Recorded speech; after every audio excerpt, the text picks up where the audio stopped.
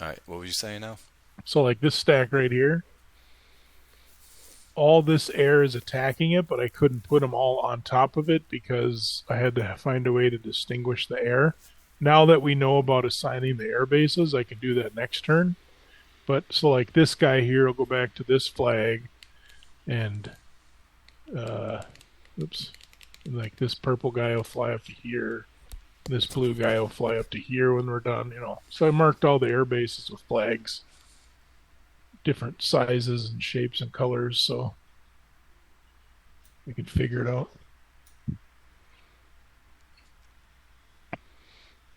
Okay, we did our attacks in the north that we finished last time.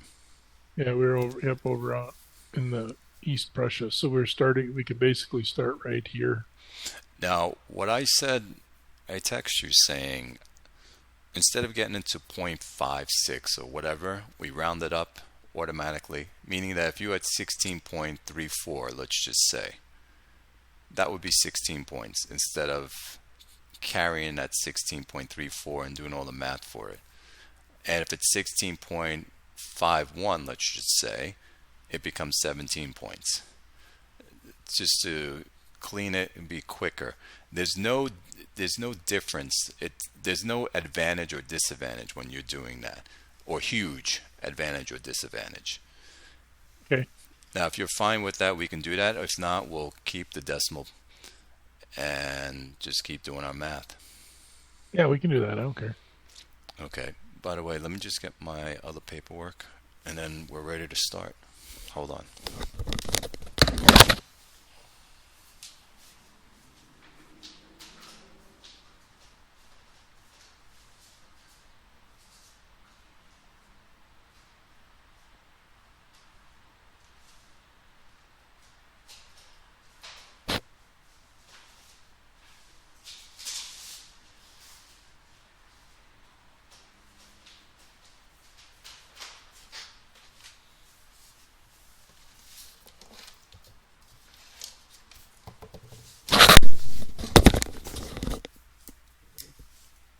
Okay. So, Okay. so So let me. the next combat we have would be up here in the north. Okay, let's see. You are going into clear terrain. Remember, look at your motorized units. I know clear terrain for motorized is 1.25, and for leg is 1, and cavalry, I forgot what cavalry is, but you can look at the chart on that. We are 7 plus 2 is 9, and I believe a 1 point, our CEV is 1.1. Yeah, you're 1.1. So that gives, we're 9.9. Artillery is done separate too. Artillery is part of motorized. Now, with Oh, okay. artillery, in the rule, it states you can bring it as leg or you can come as motorized. I saw that in the rules, by the way. Now, I'm not sure if it's in the latest version,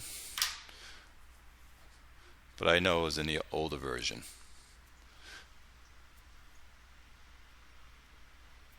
All right. So I got 27 motorized times 1.25. You said. hmm So that gives me 33.75. So that would be 34 points. Oh, okay. And then leg, I have 9. And it's times 1, so that's 9. So that gives me a total of 43. So you got 43. I have 9.9, which becomes 10. Now, don't I take the 43 times 1.5? Yes, that's right. You haven't done that yet. So 64.5. So you're saying round up rule. So 65. Yeah, since it's 64.5, it's point 0.5, so you go up to 65. I'm Okay. 10, so that's going to give you, it can go up to 7 to 1. right? No, yeah, because it's going to be 60.5. I mean 6.5, right? You're going to Don't you roll do the the dice. D10? Yep. Yep. So that's a fail. So 6 to 1 it'll be. So you're on a 6 to 1. Now let's see if there's any dice modifiers. Let's start with armor. Do you have any armor in there? So my stacking points, is it 4 stacking points for a division? Yes. So I have 4 stacking points. So you have 4 stacking points, which is going to give you +1 for your armor. I don't have anything that, no, nothing that can counter that. So you got a +1 for armor, which is ASE. You have a +1 for air superiority, right? Yep. The weather is hot. Good conditions. Yeah, nothing on the terrain. Let's look at my thing here. Terrain. Yeah, so you're going in clear, so there's nothing for terrain for you. That's a negative. What else is there? Let's go to the other chart for Barbarossa. Let me look at that instead. I think that's it because we don't have any freezing. There's no concentric, no tactical surprise. There's no hex sides and fortifications, right? You said it was Correct. clear. Uh, National contingents, we don't have that. No engineers, no cities, no light or mountain infantry, no unreliability. I don't have any cabs, so none of the combat modifiers apply there. And I don't have machine gun and light AA versus cab infantry only because you have armor there. Mm-hmm. So it should just be a 6 to 1 with a +2. All right, roll the dice and tell me what you got. So I got a 9, so that goes to an 11, which is a DE. So defender eliminated. So let me go back to my units. So my full strength unit will be flipped. Oh wait, your thing's in my way. That flips and it will retreat. The others are eliminated. Some artillery got eliminated and my light recon got eliminated. And we backed up. Okay, I'm going to do some advancing here. And so we lost 2 stacking points of infantry to keep count. We lost, I forgot, was it 1 for artillery? I gotta check that. And a half light recon.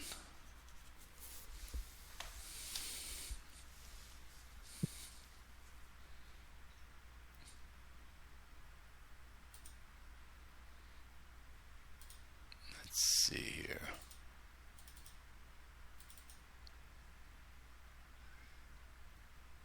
Yes, I lost a regiment.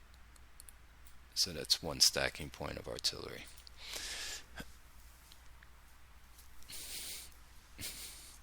Okay. Did you have planes coming in for that? Or that's for the Nope. other battle? Oh, that's Nope, for that. I'm moving these out of the way. You have So we can, all those so we planes can, coming in? except this guy is not. But all these are coming into there. Did I have planes to counter that? I don't think so. I think you already used your dudes up here. Yes, I don't have anything.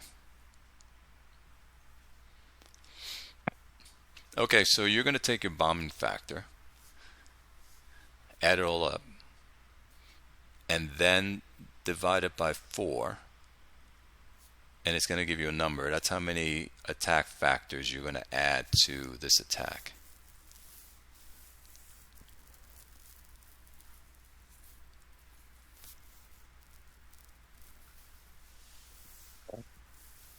Nope.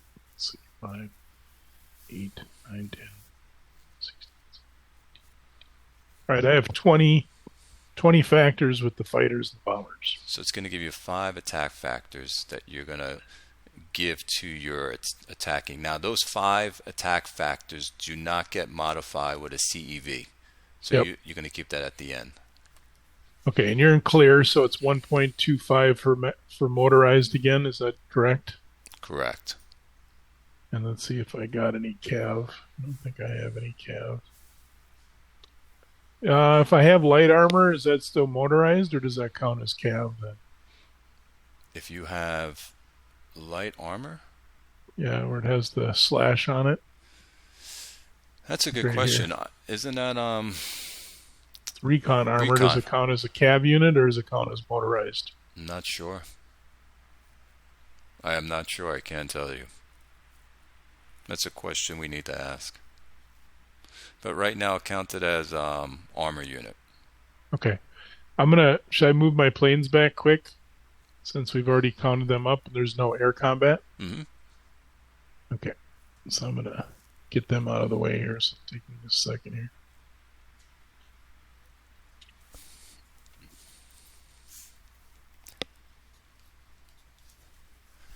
Now, I'm a defensive 7 times my CEV, combat efficiency value, which is 1.1. So we become a 7.7, which will round up to an 8.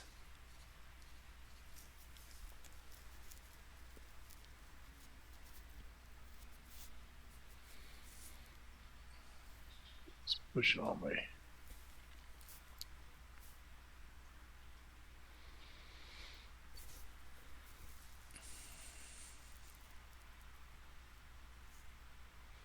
Okay, got all my air moved back. Let me add mine up here. So I got 12, 13, 14, 15, 16, 17.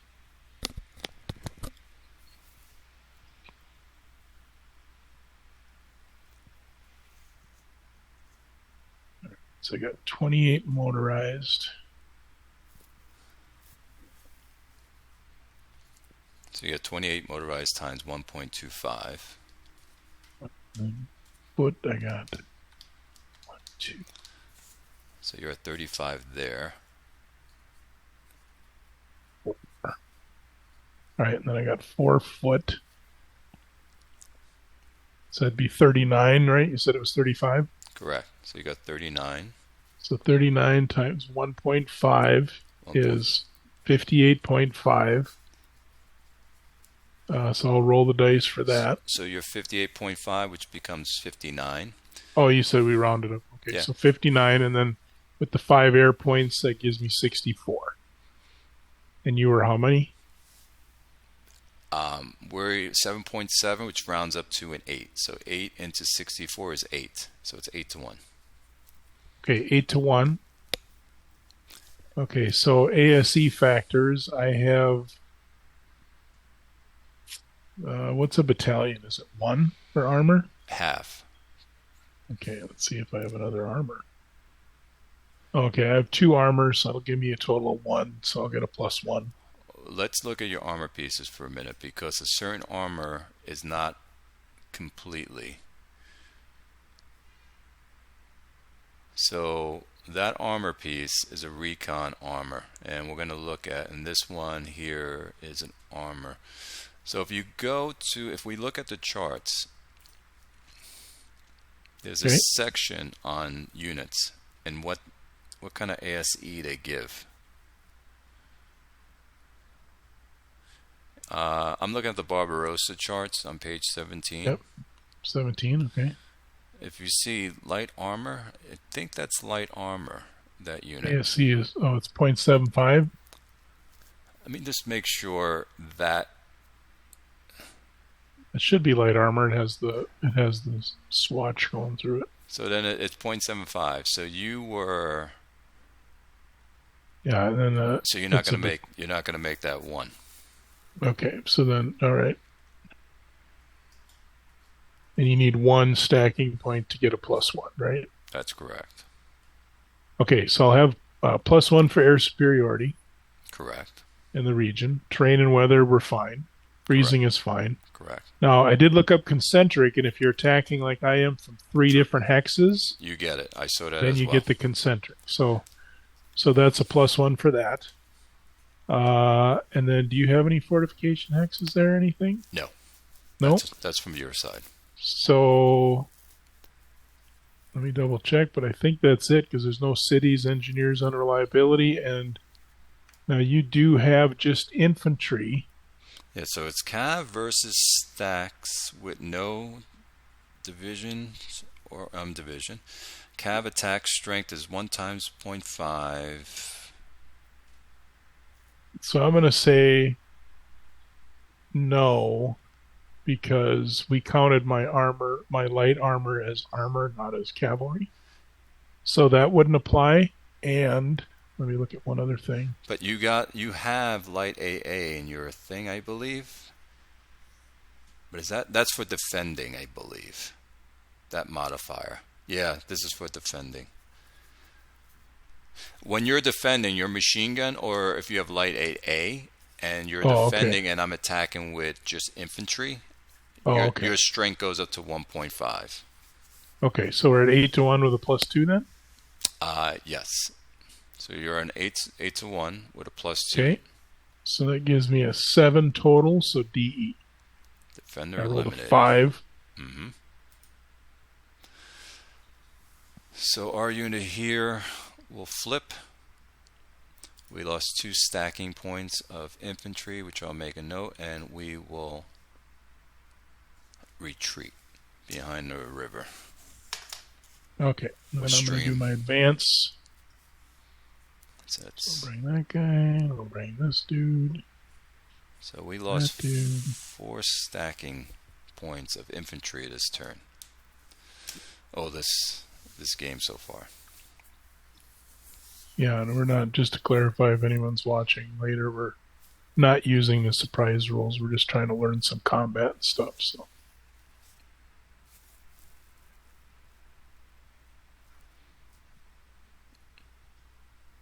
You just advanced 15 miles into the Polish territory.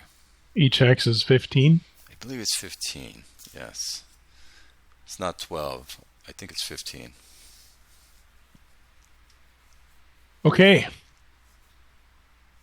That will move us down to this battle down here. Mm-hmm. So let me count up my air, and then I'm going to move stuff back. So I got 3, 6, 7, 8, 9, 10, 11, 12. So that'll be a total of +3. So you got 3. So let me get them out of the way. Move them back to their little flags. Get all these flags out of there. It was nice that Tom told us about the how to assign air. Yeah, Tom, thank you for That'll be nice for the next turn. Won't have all these flags here. thanks for chiming in, Tom. Yeah, he was like, well, I don't want to tell you all the rules. I'm like, no, tell away. We're trying to learn, so you ain't going to offend us. Tom's the gentleman who built this vassal mod. Oh, well, then I guess he should know, huh? Let's see. Oops. Okay. Do you ever take air units as losses in a ground combat as the attacker, or no? If I fire at you with AA, I don't have any AA to fire at you. Oh, okay. So let me get rid of all these other flags real quick. And I didn't do cap or CAS. Well, you didn't have anything. You don't have much of an air force, so. None at all. Okay, so what are we looking at? So same thing. We got clear terrain. Clear terrain. And I'm seeing if I have any cav to see if I got to look that up. I do not have any cav. We are 7 times our CEV, which makes us a 7.7, which rounds up to an 8. So we have an 8 defense strength to whatever you're going to have. Okay, so I got 26 infantry foot. I'm assuming they can't. The static one can attack, I'm assuming. because he's static, right? The guy down here. I usually never attack with them. I leave them Okay. for Yeah. as a But border guard. I'm assuming he has to.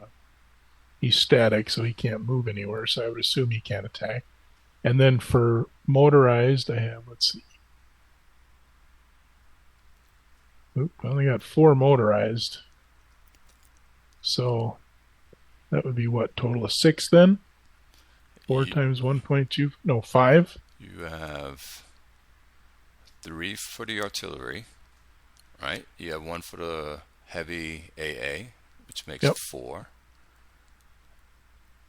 4, yeah. That's it. That's it. Times 1.25 is 5, right? Correct.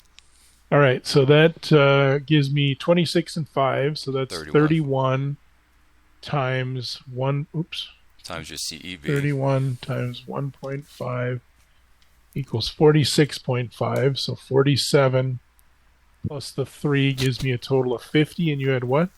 I had 8, so that's going to be 6.25. 6.25. So roll the dice. Nope. So 6 to 1.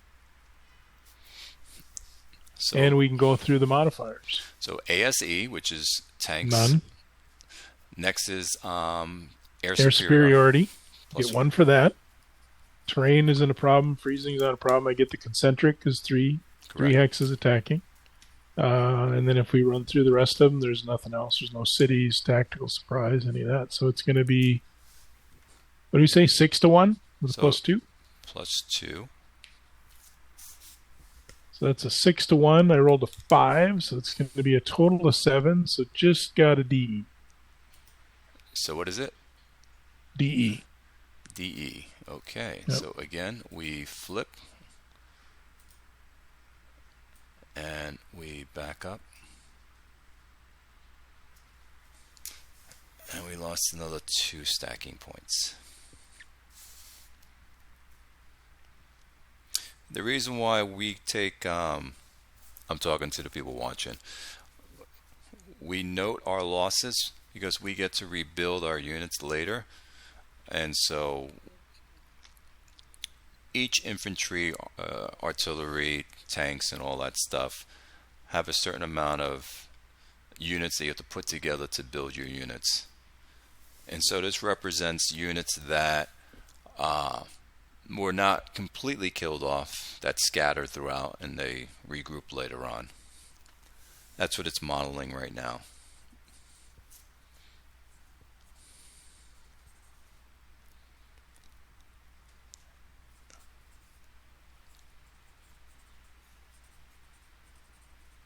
Okay.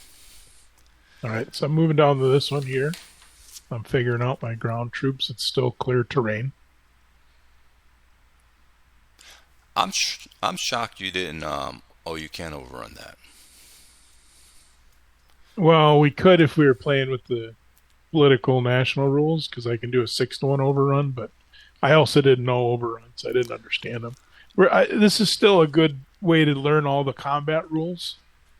You know, we're not really playing the scenario to win. We're playing to learn the game, and then we'll fire it up and play like, I assume we'll probably play Blitzkrieg or Barbarossa or something. Absolutely. So, so because I could have, let's see, what do you got there for a total? 3? I have, yes, 3. So 3 times my CEV, which is 1.1, so that brings us to 3.3, which rounds down to a 3 defense strength. Yeah, so without my modifiers adding it, I'm already at enough to overrun them. But let's just do the combat like we called it, because it's about learning the game. And I'll know, I read about overruns, so next turn that I do my attacks, I'll try some overruns. Well, the overrun, by the way, in Barbarossa is no longer the right one. It is now the one that's in another game, which I actually like the overrun in the first version. Yeah. But we're going to do it incorrectly if we use a Barbarossa. I don't have the other version of overrun.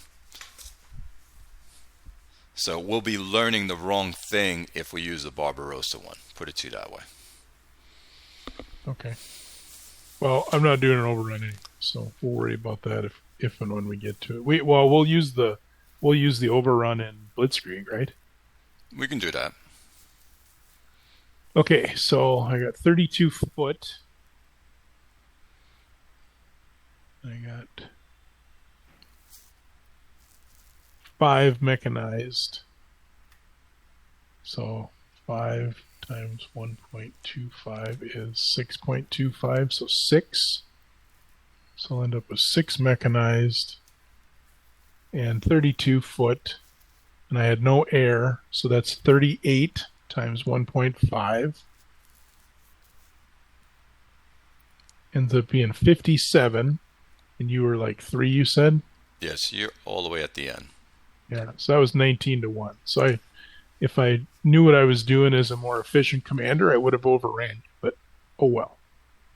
So we got no armor. We got +1 for air superiority. We have no terrain, weather, freezing, no concentric attacks, no tactical surprise, no hexside, engineers, cities, anything like that. So it's going to end up being a +1 modifier on the 9 to 1 column.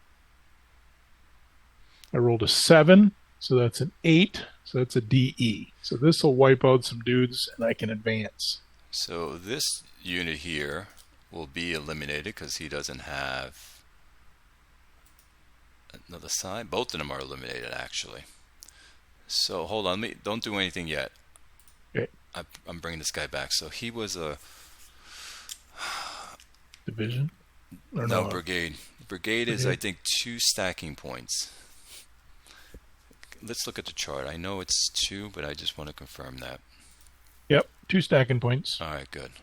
So 2 stacking points for this infantry,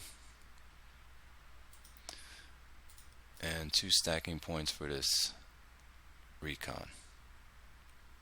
I mean cav.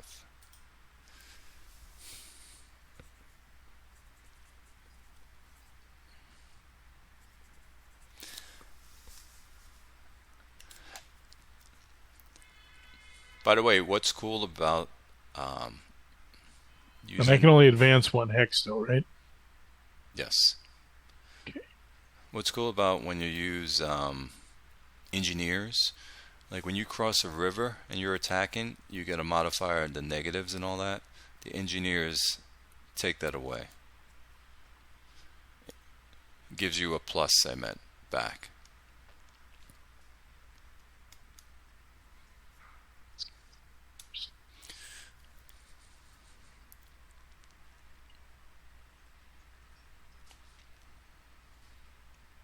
And I'll check something. My 26th division is pretty stuck. Pretty rough shape. Yeah, they're not too happy. Well, that air isn't technically behind it. Okay, so we'll do this one here. So I'll add up my air first, and then I'll get them out of the way. So I got 1, 2, 3, and then I got 9. So that's 12. So that's going to give me a +3 air again. Okay, so let me move these guys out of here.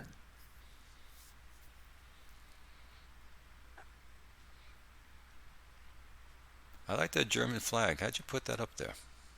It was just one of the markers they had. I was running out of variety of other flags. So I prefer that to let us know where your combats are. Oh, to do that for combats? Well, you can do it anyway. I actually like the German flag like that. Okay, yeah, we'll figure it out. There's some other shortcuts I was looking at, but I don't spend a lot of time on it because I'm trying to keep it moving here.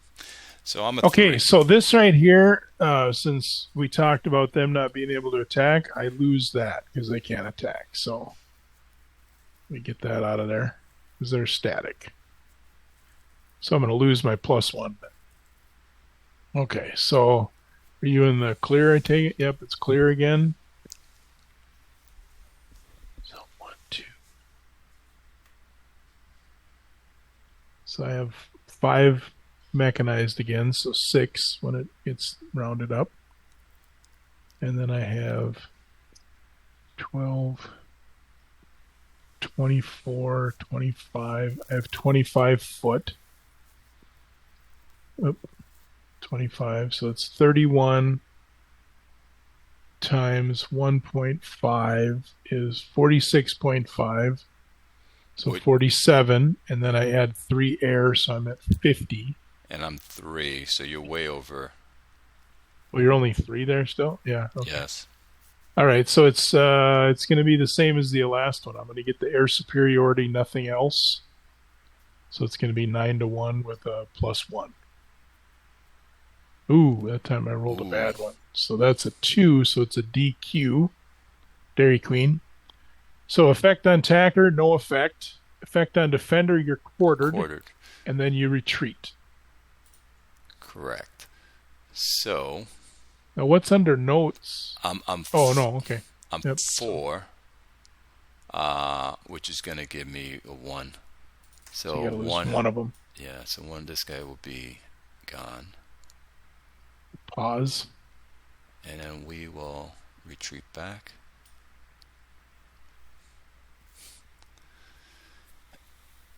And we lost All right. 2 infantry.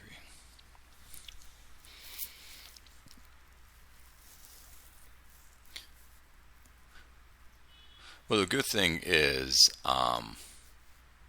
you get to do pursuit. Yeah. So then you get to move in even deeper into my territory. Isn't that only mechanized though, motorized? No. So the way it works is motorized moves, since you're in offensive supply, motorized moves full movement. Your leg unit moves half movement. And let's confirm that. But yeah, it's because of it is offensive supply. General supply, leg goes a quarter, and motorized moves a half their movement. Okay. But like if we were playing with the full rules, with all the nationality rules, because like I said, I was saying, look, Poland is so robust. Like I could have attacked from here to here still, where I wouldn't do that now because that would be the way we're playing it right now. That would be bad. But if you were cut in half there, and I had, I'd be able to pretty much attack like here to here, push on every one of them would be pushing. Yes. Yeah, people who are watching, we're not playing with the political rules. There's a surprise attack in the very beginning that Poland is, I forgot what it is. Everything's cut in half, and their zone of influence is only reduced. Because you can pass right past me if you wanted to. Right. Yeah, which would be it. So I'd leave in like my penetration with my foot, like up here. But if we were playing with the full rules, I could just run up here and attack and overrun this HQ. Go 1, 2, 3. I could push in, pretty far. And my armor could probably end up in here on the first turn. But I was like trying to figure out, like strategizing, like, how am I going to get to Warsaw in 2 turns to be anywhere near historical? But, we weren't doing that side. But that's fine. Okay, so let's do this one here. I don't think there's any more with air. So we don't have any air to do. So this one here, so that is... Small town, I think. I got to get out that... Yeah, if you go up to Atlas, you can click on Atlas and then terrain key. It's right there. That is a town. Right there. Okay, we are 9, which would be a 9.9, which would be a 10. So we're at 10. Does the town affect me for terrain? I think small does not, but I will look. Let's go to... okay, let's see. I found it here. Small town. I don't think so. Small town. No. Did you find it? Well, you mean small city? No, it's small town. It's just town. Town. It's just town. That's all it is. It's not even small. It just says town. Nope. There's no combat modifier. It's ×1. Okay. Oh, I found it. City types. Yep. ASE would be per hex, so that's clear, which I don't have any armor. So it's just a clear. So I'm going to have 18 infantry, and I'm going to end up with 4 mechanized. So 18 and 4 is 22.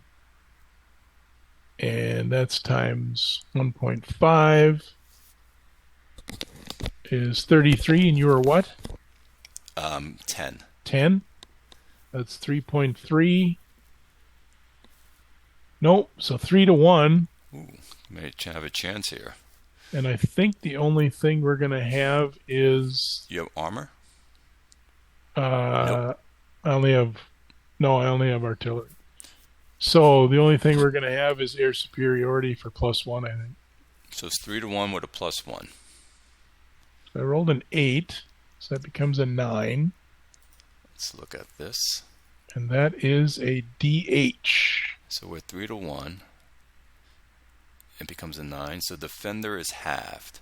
So Yep. whatever my stacking points are, I have that. So I'm a 4 and a 1. 5. So I'm 5. So 2.5. 2.5. Do we round up or round down? I think we round up. So I think you have to fulfill it. So yeah, you have to round up. So you have to lose like the artillery and flip the other guy. Mm-hmm. So we're going to flip him. He'll go back. We will lose the artillery.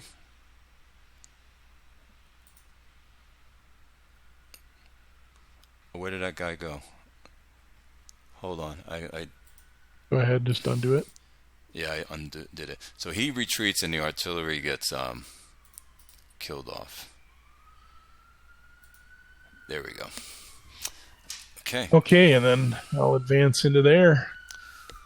And we have... All right, so now we're down here. All right, so that's going to be clear terrain.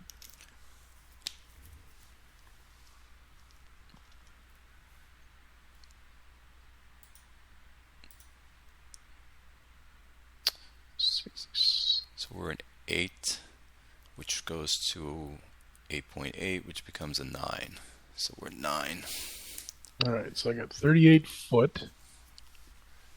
And for motorized, oops, clear that out. I got 6, 7, 7. So 7 times 1.25 is 8.75, so 9. Okay, so that's 9 and 38 is 47 times 1.5. So I have 70.5, so 71. And you had how many? 9. So that is 7.8888. Yep. Which you'll probably get up to 8 So to I 1. finally got that one. Okay, so 8 to 1. And Let's check your armor first. I don't think I have any armor. I just have infantry and artillery and anti-tank and anti-air. So then you're only going to get the air superiority. So +1. +1. 8 to 1 at a +1. Ooh, it's a 3, which means it's 4. a 4. That's not that bad. Defender DH. halved. So we're Yep. halved again. Get rid of that stuff on you. I'm 2.5. I mean 4.5. So because he's a half. So that's 2. I think you have to lose the 4.5, don't you? Or 4.25? So the way it works, and they can correct me if I'm wrong, it's 4.25 we have, because I mean 4.5, right? It's Yeah, 4 so stacking and a half. So I'm going to have to lose, it becomes 2.25 that I have to lose. And so once you're at 0.25, it gets washed away. It's when you're at 0.5 that you start taking loss. And there's a rule somewhere on that. Well, you're at... There's a half of 4.4. Well, you're a 5. You're a 5, right? Nope, I'm at 4.5. Oh, that little, it's not a regiment, it's a battalion. So battalion, battalion is okay. 0.5. So you take 4. Yeah. 4.5 half that is Yeah, so 2.25. So 2.25. you're really Yep. losing the 2 at the end of the day. So I'm going to lose that 2, which I'll flip this division. And then both of these units will retreat back. And so we lost another 2 stacking points of infantry.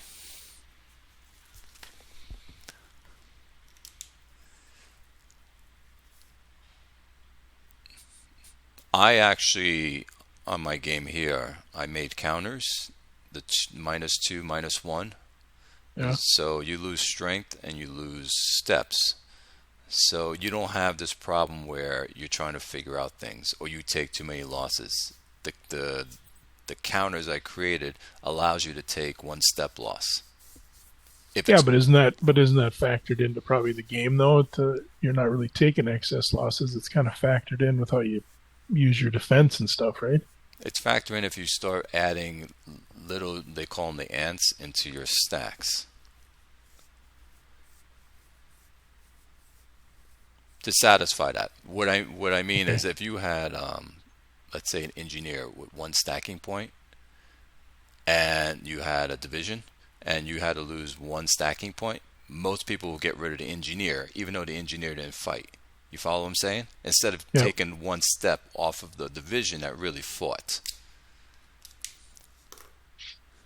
Sure. Yeah, it makes sense.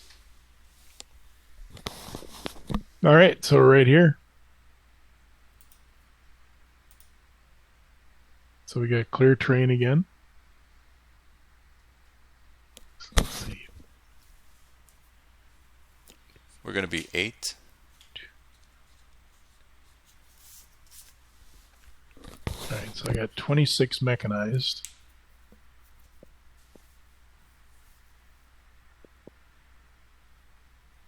And I got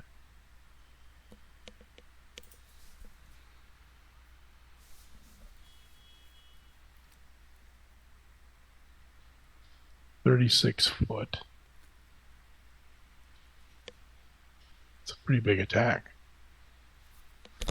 It is. 26 times 1.25 is 32.5, so 33. So 33 and 36 is 69. And what do you have? 8. Oh, wait. 69 times 1.5 still. So it's 103.5 divided by 8, or 104. So that should be off the chart. Yeah, 13 to 1. So we're at the last column. Dice modifiers. I know you have armor in there of 4 stacking points, so you're going to get a +1 for that. Yeah, so I'm going to get a +1 armor, a +1 for air superiority, and that should be it. That's it. So You're just infantry, that those other things we said, those are apply for defensive? yes. Okay. So +2. So 7 is a 9. Defender eliminated. Defender eliminated. Okay. Let's see. Do I want to go? We'll go behind this fortified.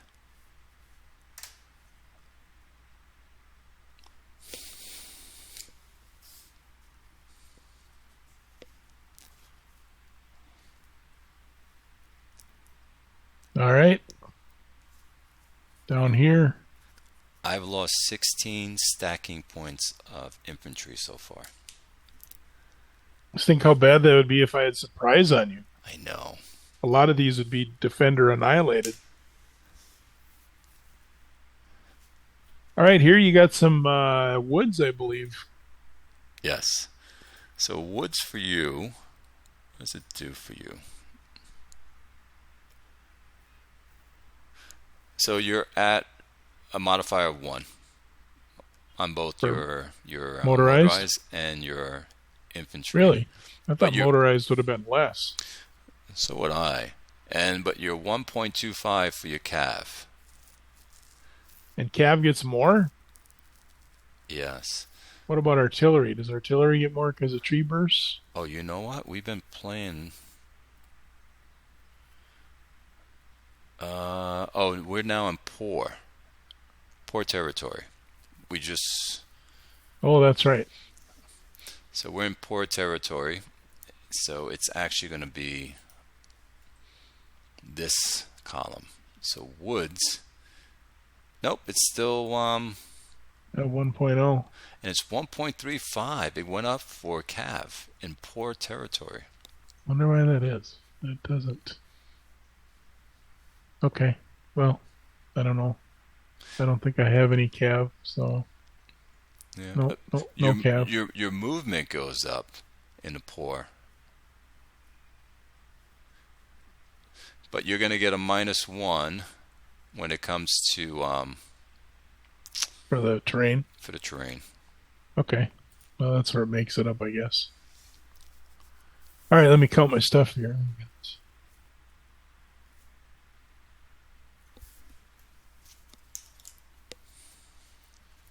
All right, so I got 12 leg and motorized. I have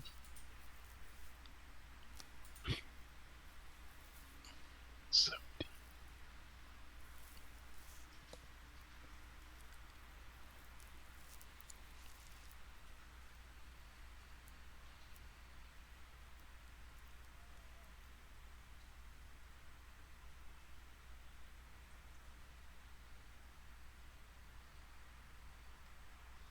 Got 63 motorized.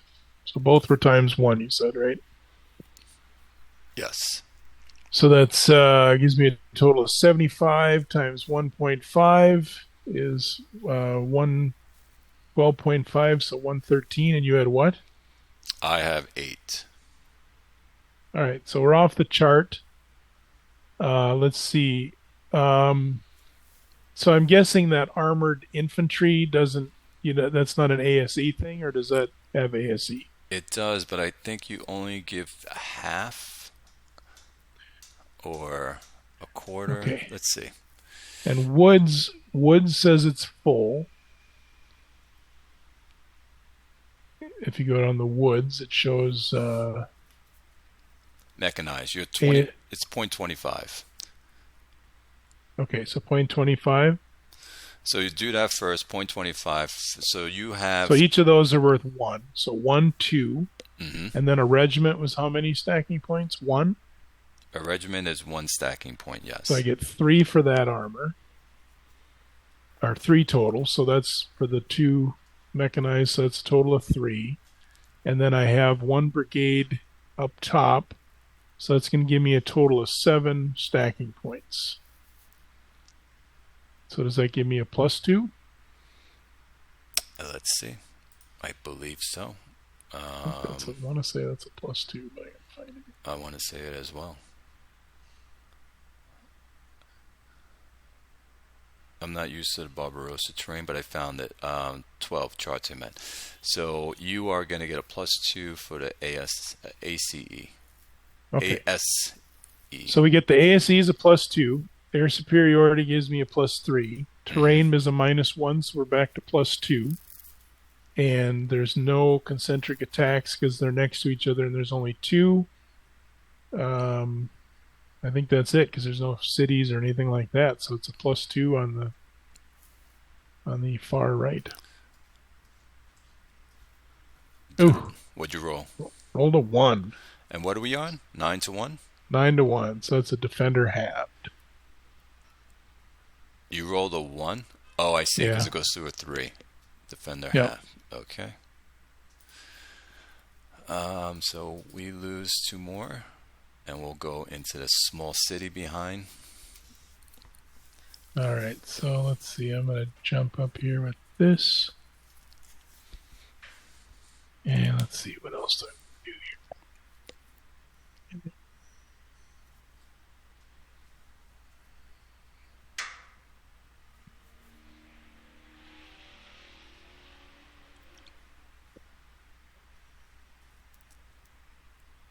So all these attacks is in poor weather. Moving forward, so all your units are ×1. So you don't have to separate them. Okay.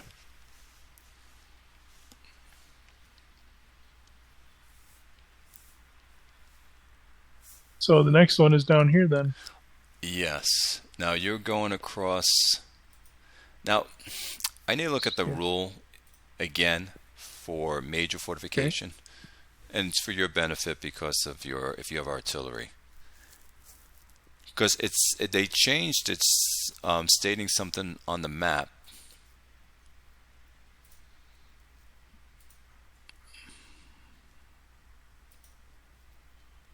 Is this version? No, this is, yeah, no, that's not it.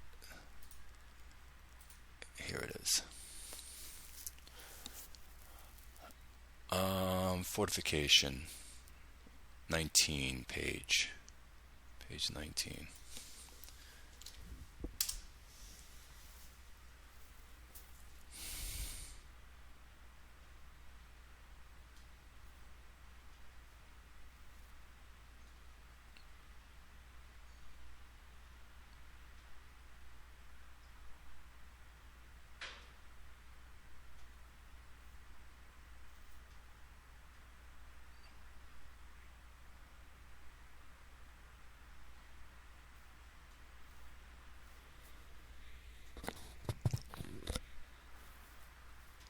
Oh, let me go to artillery. I think it's under artillery instead.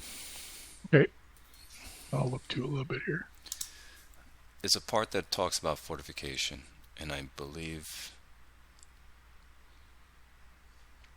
25.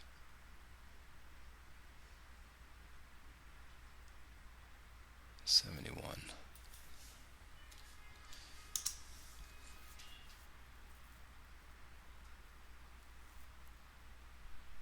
'71. Well, it's the combat section. Yeah, that's where I'm looking at. So it should be, here it is, page 76. I think it's going to be in this area.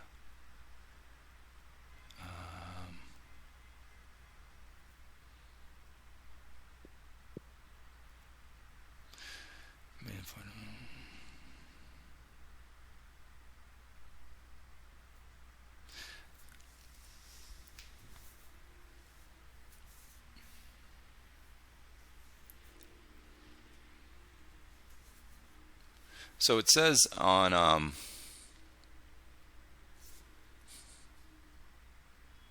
page 76, effects of artillery.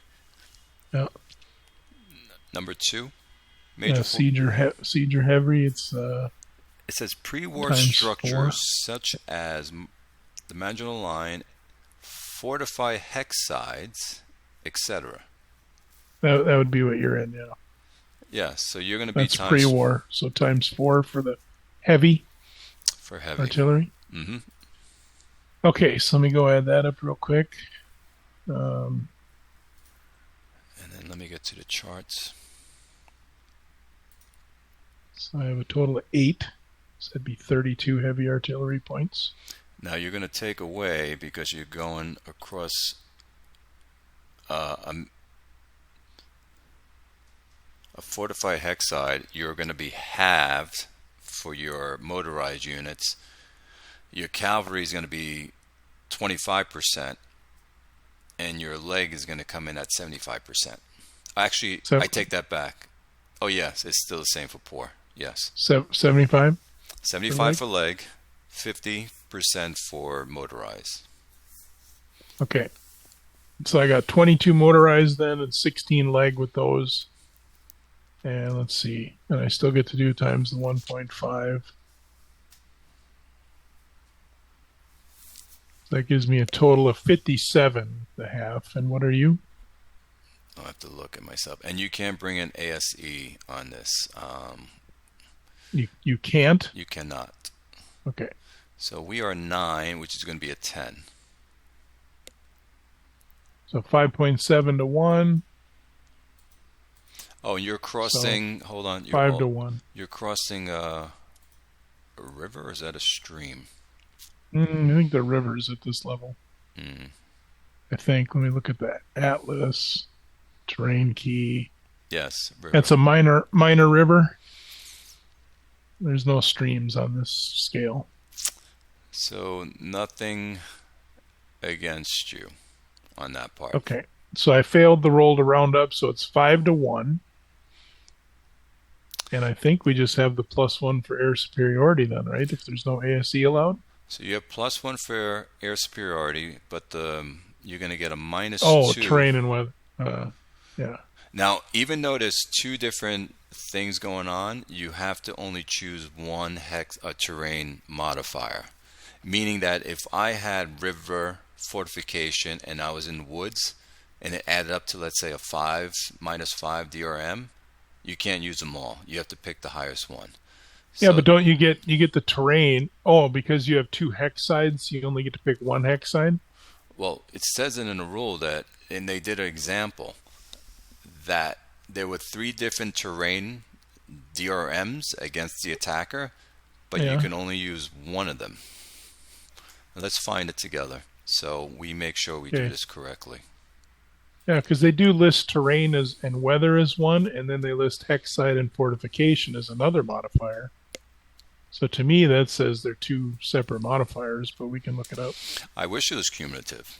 That would be easy and clean. Well, that seems more fair, because why would you not get your fortification, but you'd either have to take a stream or why would you have to? Why wouldn't a fortification in a woods be harder than a fortification in the open? Mm. You know what I'm saying? But 73, page let's 73. look at the mono. Okay, yep, I'm looking there now.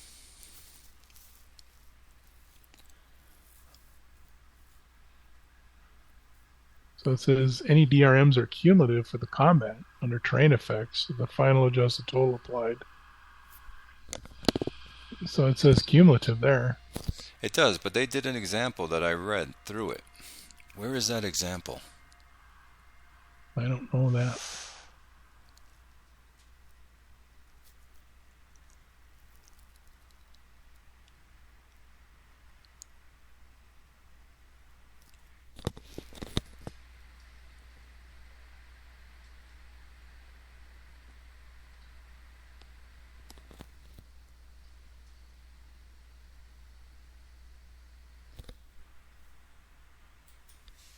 I would say at the very least you would take the best terrain and the best X side modifier at the very least. I agree. So it's just -2. Okay, so -2 total, Yeah, and then I get because a +1 for air superiority, so it's a -1. they're both considered hex sides, yes? Yeah, they're both hex sides. So I'd say you'd probably take one of the hex sides, but you could combine terrain and hex side. So I it's would think. I don't know. so it's a It minus. says it says cumulative. It does, but there's a section in the rules that I read that it gave a complete description and it laid it out of a combat. I believe you, but it does seem okay. So think of it logically, though. If there's a river there, all right, that would be what, a -1. Oh, Steve, I agree with Yeah. you 1,000%. Yeah, but When I I was gonna say, when I read that, I found it odd that they would break it up that Well, way. I say we play it where they combine because that's what it says in the rule. Until we can find, if we find that example, we'll change it. But I think if you're a fortified river, that's going to be harder than a river.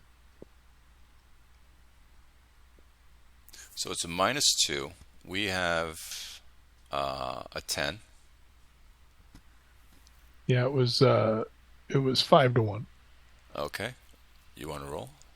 I rolled a 7. I was a -2 total, or was it a -2 for you and then I get my air? That's what I wasn't sure about. So it's going to be -2 plus your air comes back in, so it's just a -1. Okay, and what did I say I rolled? A 7? Mm-hmm. So it's a 6 on the 5-1, which is a DQ. Defender quartered. Okay. So we're going to take...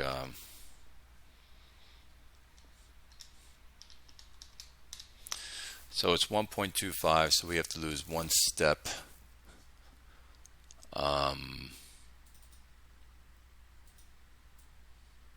So we'll lose that and we will back up.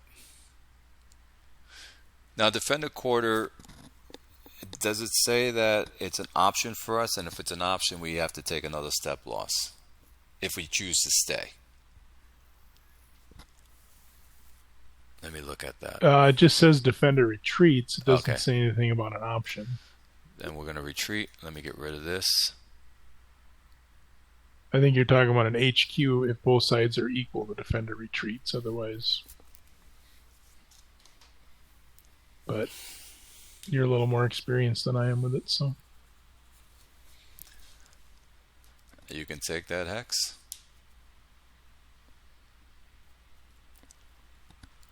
alrighty. So now we're moving on down to here.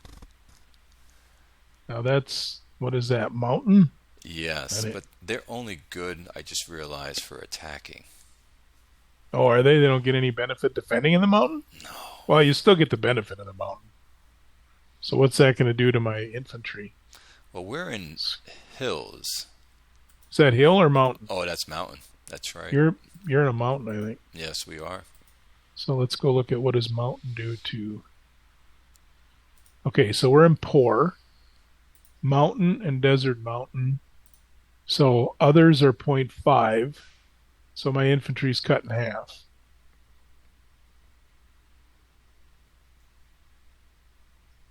Cavalry would be 1.0. I don't get that. Wow. So you're... Motorized would be 0.35, but I don't have any motorized. So Oh, you do not. Okay. So you're just cutting in half. I have a total of 12 times 1.5. So, So I'm an 18. So we're a 9 times 1.1 becomes a 9.9 becomes a 10. So we're 10. So 1.8.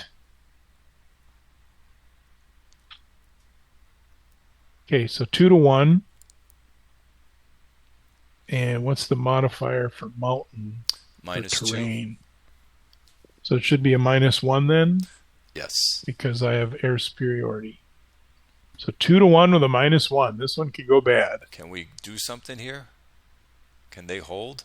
Yes. So I a think we 3, that's going to be a 2. On the 2 to 1 is a HR. do. Half retreat. Yes. Effect on attacker. I'm halved. You retreat. Which will retreat. All So right, you take half of what I am. So I'm 5 because I have a division and a regiment. okay. So I have to reduce both of mine then. So no, you got to take half of that of 5, which is Yeah, 2.5. Oh yes. Yeah. Oh man. We're taking that spot though. We earned it. Yes, you did. All right. Let me record my losses here. Do you know what a division of infantry gives you for losses? Is it just... So there's so just write down on a piece of paper 4 stacking points you took. Oh, it's the stacking points you record? Okay. Yes. And then there's a chart, and I'll show it to you so you can look at it later. It's how to build back units, and that is on page of the charts, that is. 13. Page 13? On the charts for Barbarossa. Sure. Yep. See it. Okay. All right, so I got the 4 stacking points recorded. And now we can move down to here. Okay, I think we're in... At another mountain. Mm-hmm. All right, so let's see. Now, this is concentric. This is, yeah. Isn't there supposed to be a gap between the 2 units? I think if there's only 2 attacks, you have to be opposite, but we can go look at it says on there. So let me go look at the rules. I think if there's 2, they have to be exactly opposite, but I could be wrong. Let's see what it says. Okay, concentric attacks at page 73.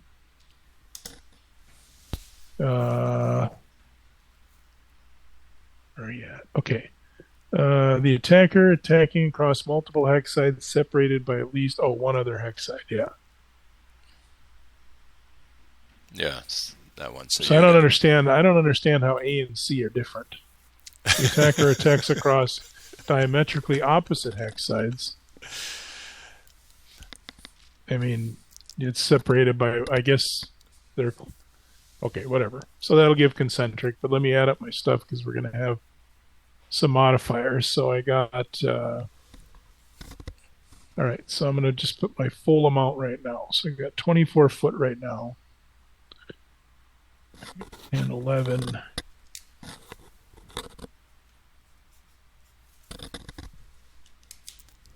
12, 17 motorized.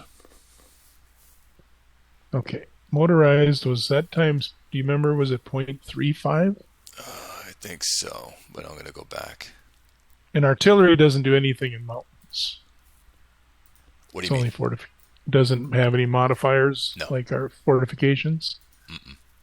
Okay, so if it's 0.35, that'll give me 6 armor or motorized, I should say. Yeah, And so infantry you're up to 0.35 12. and Okay. you're halved. Okay, so that gives me a total of 18 before my national CVE, which will give me a big old 27. So what are you at? 3. So you're at 9-1. 9-1, nice. But it's a -2 for the mountain, It's a you said? -2, and you don't get ASE going into the mountains. So it'll be a 0 because I get concentric and air superiority. Yes. So it's just straight up 9-1. And the engineers don't do anything with mountains, right? They're only cities, rivers, and stuff. Correct. Okay, so it's a 9-up, straight up roll. Ooh. Ooh, got a 9. That should be a DE. Yes. I think even more maybe. No, you have to get to 13 to hit a DA. You have to have positive modifiers. So it's a DE. Well, they're going to be dead anyway. Oh, that's right. They can't take halves. Okay. Gotcha. Gone. Okay, so let's boom. Get rid of that. Now what do I want to move in there? I think I'll just move these guys in there. Okay, we just got one more big attack. I have Some 55. border dudes defending me. They are You're in a mountain hill, so that's where you would pick either the woods or the hill, right? No. We're wooded. This is wooded hills only. Oh, that's its own separate Yeah, so terrain type. there is a terrain type for that. So it's times 55 when you're playing on this side of the board. Okay, so under poor, my other is going to be half in a wooded hill, and my armor is going to motorized is going to be 0.75. Yes. So I don't have any motorized because it's a 0. It's an AA unit. So what did I say my infantry was 0.5? But if it's mountain is So you you're said yes, you're going to get a modifier, by the way, because you're fighting with your mountain units, and let's look at that. okay. If we go to the rules, in the combat section, there's a special. Here we go. I think it's What page page? 74. Yeah, 75. 75. Mountain troop effects. There we go.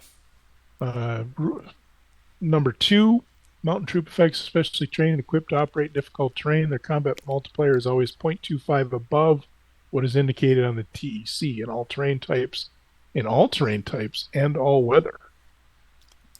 Their printed attack strength is doubled against mountain hexes. Their defense strength is not. So it's not a mountain hex, but I would get the 0.25 extra. In addition, any attack in force where more than Oh, okay. Mountain, hill, wood, or jungle. So I get a +2 DRM. yes, because you're in hills And and woods, woods. yeah. Yeah. Yeah. Okay, so I still they don't get to double because so they're still going to be times half, right? Hmm. Or 0.75 because they get an additional 0.25. Yes. So it's 5 times 0.75 equals 3.75. So it'll give me 4. And you're a what? A 1 plus it stays at 1. So it's just 4 to 1. Okay, so 4 to 1. Um, they get a +2 DRM we just read because they're attacking into that terrain and they're mountain guys. Correct. And let's see what And they lose for the terrain. So wooded hills is a -2. So it's a wash. oh, okay, they just wash out that. Correct. Okay, and then they get air superiority for +1. Correct. So we end up with a +1 on the 4 to 1. So an Wow. 8. Becomes a 9. That's rolling pretty good today, ain't it? Hmm. Rolling like your old Goss artillery. There you go. You like that. 4 to 1 with a 9. I just eked out the DE. This unit is eliminated. Yeah, we got rid of that vaunted border guards. They were just like a roadblock. Yeah, a bunch of dudes standing around by a big arm hanging over the road, and all of a sudden here comes the mountain troops. I think that's it. Let me run to the bathroom real quick if you want to look at the play sequence to see what we need to do next. Hold on, I gotta go check something at my front door as Okay. well. I'll meet you back here. I'll meet you right back. Okay.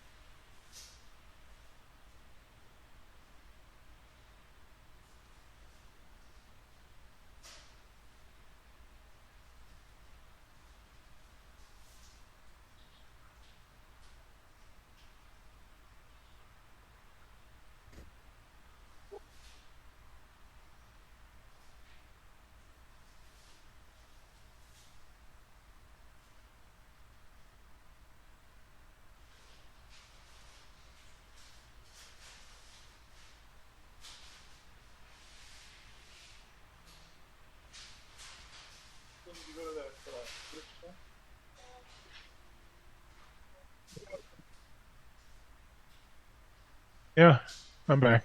If you're back. Okay. All right, for Clay, I'm gonna go look at the turn. Also combat. We did close air support. Combat reaction movement.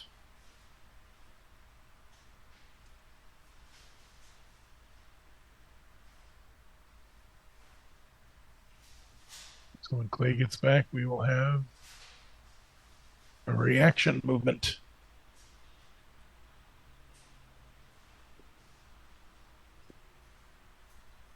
Oh, Lara, I got a thing. It's 7 tomorrow. Is when it starts.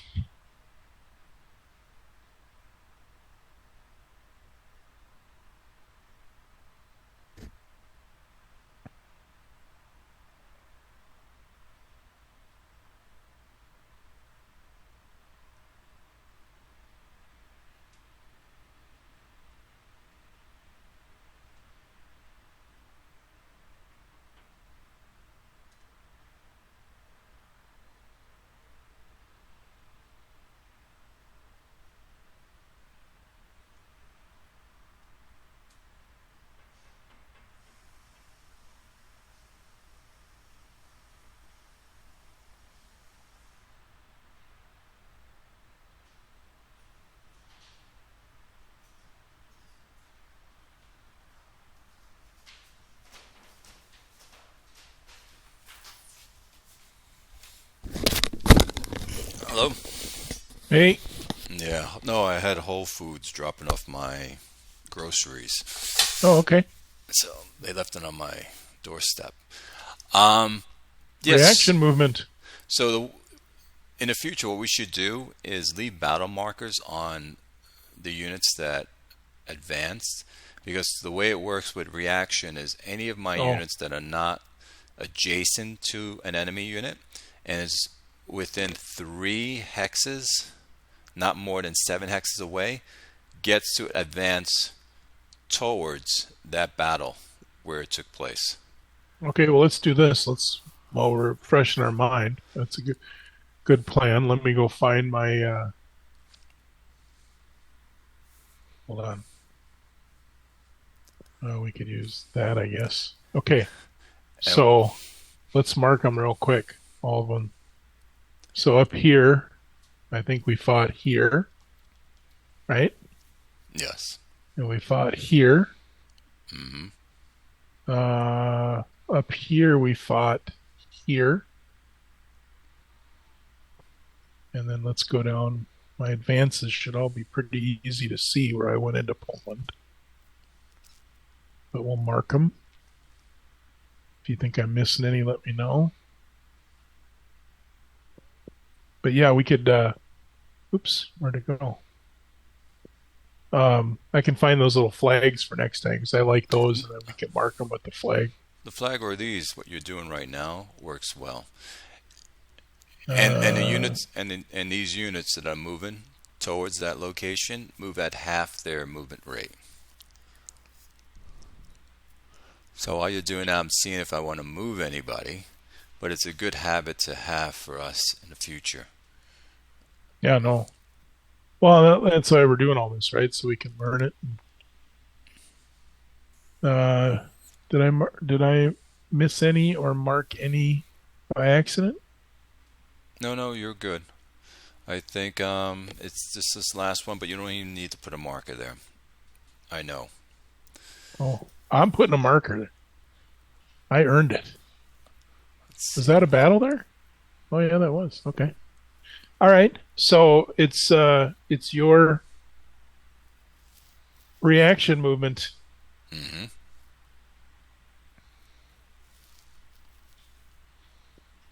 Move up to half your movement allowance.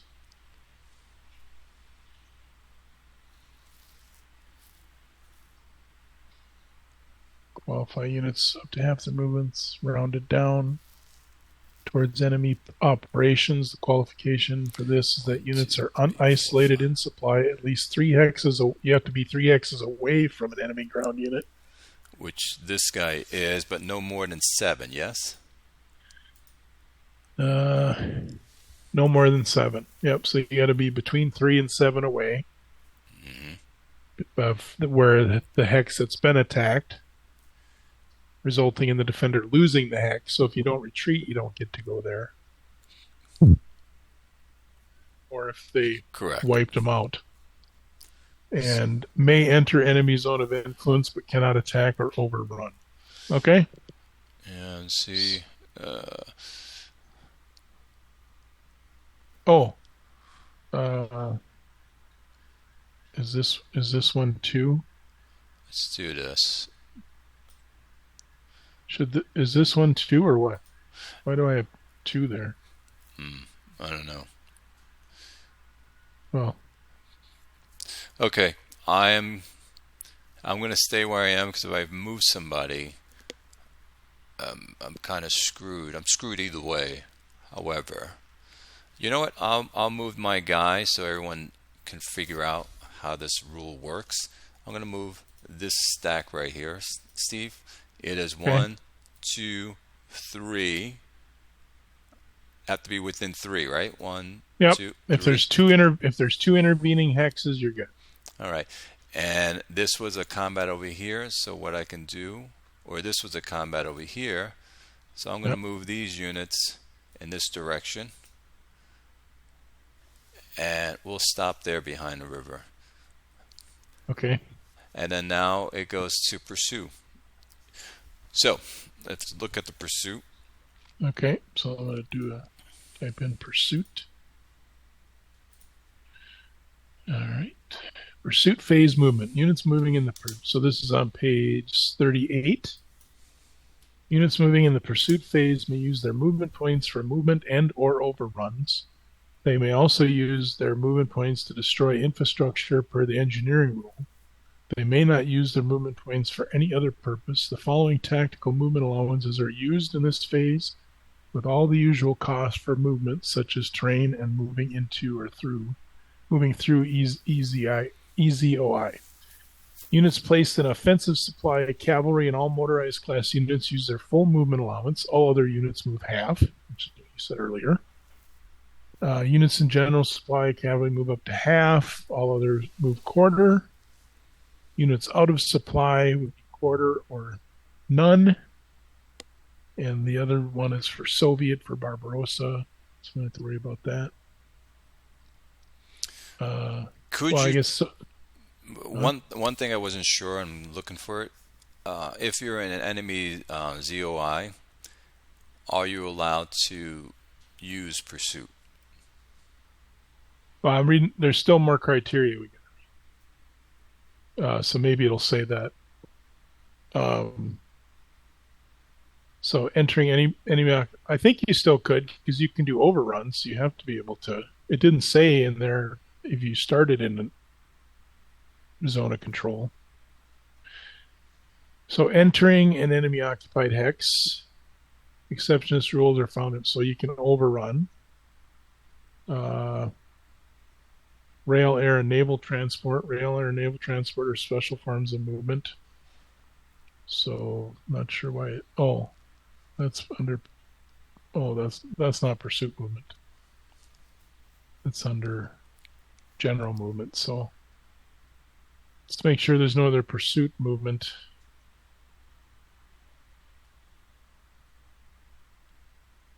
No.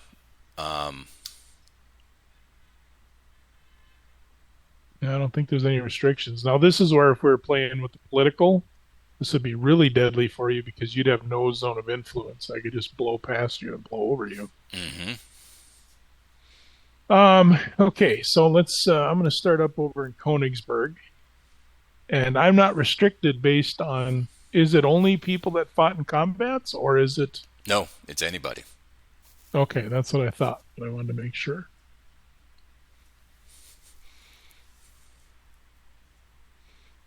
Like you can get your armor units right around me. Like for instance, this artillery unit here. We did have a battle over here in case you wanted to move anybody over here. No, I'm going to hold off on moving anybody. Okay. Yeah, like that artillery unit. You go right through because it doesn't even have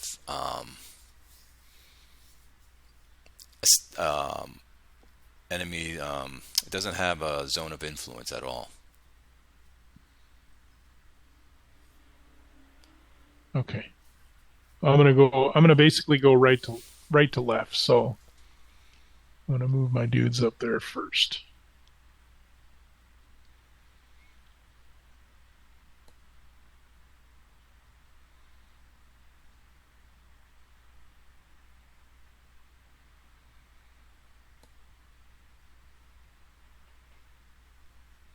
All right, so when you do an overrun, it's only one hex to one hex, right? You can't overrun from multiple hexes, correct? If you have extra, are you saying like let's say you like these guys here can't combine and try to over. No. They don't have enough, but they couldn't go from here and here into here, right? No, it has to be one stack. You have to go from this stack or this. Okay, that's correct. They don't have enough anyway, but I want to see. Now let's see what do we got there. It's only 12, so that's not big. Well, that might. Yeah. Okay, so let's see how this works. Yeah, you can go here. So this guy here could overrun this guy. Mm-hmm. Let's do that. Okay, so let's try. Let's do it. So an overrun is basically just like a regular combat, yes, right? Except you have to have, is it 9-1 or 10-1 odds? In the Barbarossa, I think you could go. I forgot how low you can go. Instead of me guessing, let's look at it. Okay. It's in the movement Well, I section. know in Blitzkrieg the Germans were allowed to do 2 6-1 overruns. Yeah, let's look at both of them. Okay. I'm going to look at the Barbarossa one first. So it's under the movement 38, I think it is. Page 38, you're saying, or what? I start at page 38, and then it's on page actually 39 of Barbarossa. Okay. So you can go all the way down to less than 2 to 1.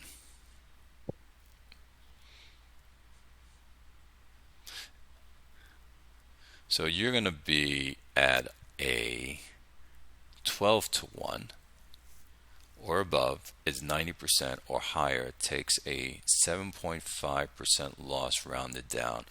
So automatically the guy of my unit is eliminated and you take 7.5% loss rounded down of what? Of your attack strength? Well, let me read it here and see. But how could you overrun it 2 to 1? That's not. So You're still allowed to do that? that's why they changed it. You want to look at the Blitzkrieg one to see which one you like better to use until we can find out the real one that they finally landed on? Well, I'm fine if that's the rule. I thought you had to have 10 to 1 or better to even do one. You do. Because in the You, because in the Blitzkrieg rules for invading Poland, it gives you an exception. It lets the Germans do 2 of them at 6 to 1. That's why I like using a rule set from the game, actually. Let's go to Barbarossa 1. I mean Blitzkrieg 1. Blitzkrieg is on page 20. Well, I'm going to start at page 25. It might be 27 or 26. Let's see. Okay, starts on 27. 27. Oops, I opened up the OOB. Wrong one. Let's see. There it is. And the most you can do is 7 to 1.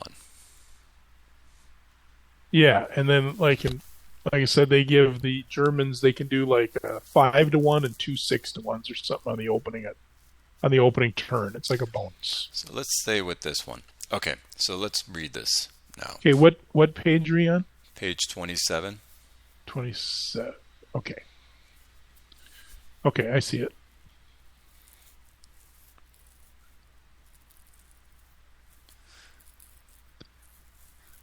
So you're going to be at 10 to 1 or higher. The attacker loses a maximum of the attack or defense strength of the force that is being overrun.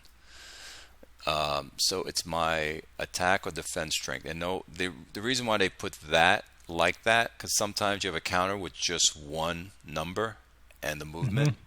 Yeah. And so it represents attack and defense. So my unit is a 1. So you're going to lose a maximum of the attack strength of 1.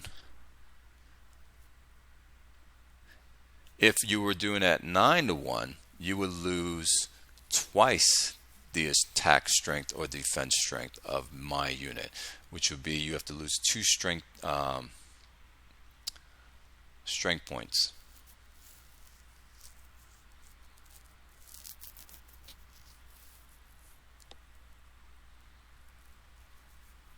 So stacking points is what? I've never done overrun. So is it stacking points or is it strength points? How do you lose a strength point in this game, though? I mean, okay, so let's look at that. So if I'm overrunning you with a division, I'm going to go to my reduced side just to kill off your engineer, your construction engineer, and a little 1-4 infantry. That seems like not a good trade-off. Like there would be a good. Maybe that's why they changed them. Overruns curve instruction. The non-phasing player has no input in the amount of moving force. When losses are inflicted, round the losses up to the nearest full strength point.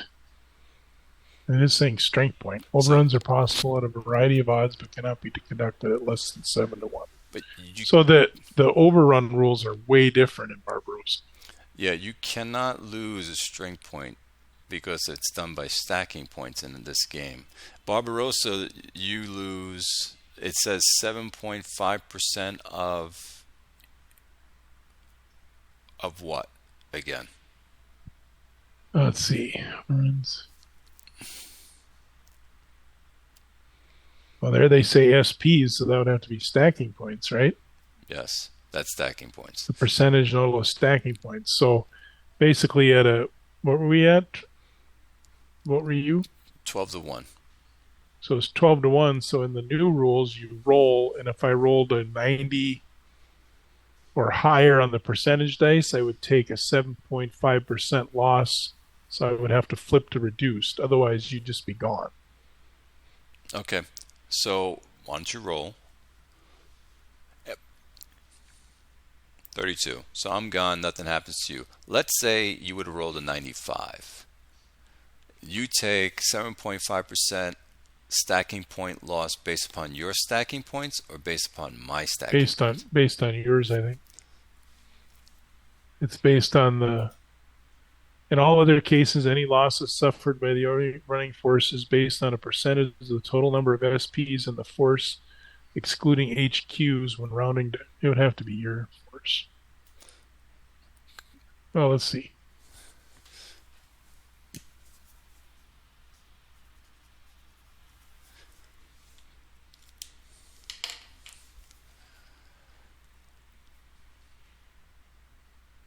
It should be from mine because that's how combat works all the way throughout.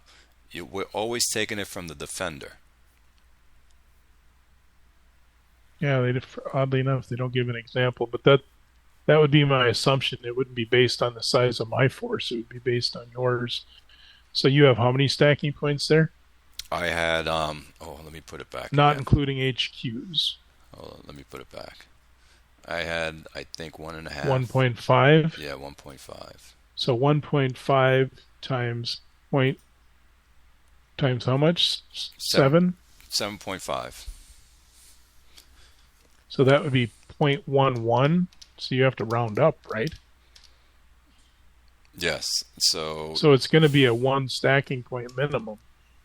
So I would have to reduce, but that's only a 1 in 10% chance. well, if we're playing with the rule is that you have to have at least 0.5 or above to take a loss, meaning anything. Oh, if it's below 0.5, you wouldn't take a loss? You would not take a loss. Oh, okay. Now, when you overrun, are you done moving? That's a good question. That's the one I like to know. Do you because it costs you. So let's see what it cost. A couple of things effects of overruns. because there's a couple of things that happen. I have a unit that's adjacent to you, so you're going from enemy zone of influence to enemy zone of influence. The person that's being overrun doesn't have a zone of influence. However, I have a unit adjacent to you. But is it a division or does it have... Yes. So this unit here has a zone of influence into this hex, which you went from here to here. No. I started here. Oh, you're up there? Okay, so Yep. let's take that back. Maybe not. So this is your guys. You had 2 not brigades. 2 brigades there, right? Yeah, so they give, I believe...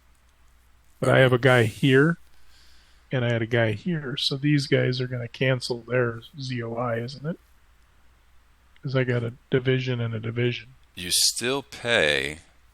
It cancels it for supply, but it doesn't cancel it for your movement penalty. Oh, okay.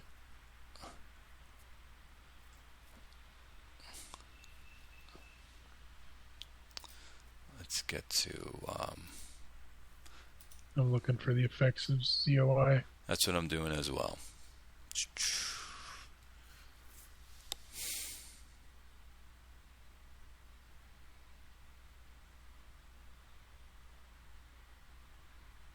Okay, on page 11 of the Barbarossa ones, zone of influence movement cost chart. Mm-hmm. So you have full, reduced, overrun costs. Yeah, there's an overrun cost that you have to pay.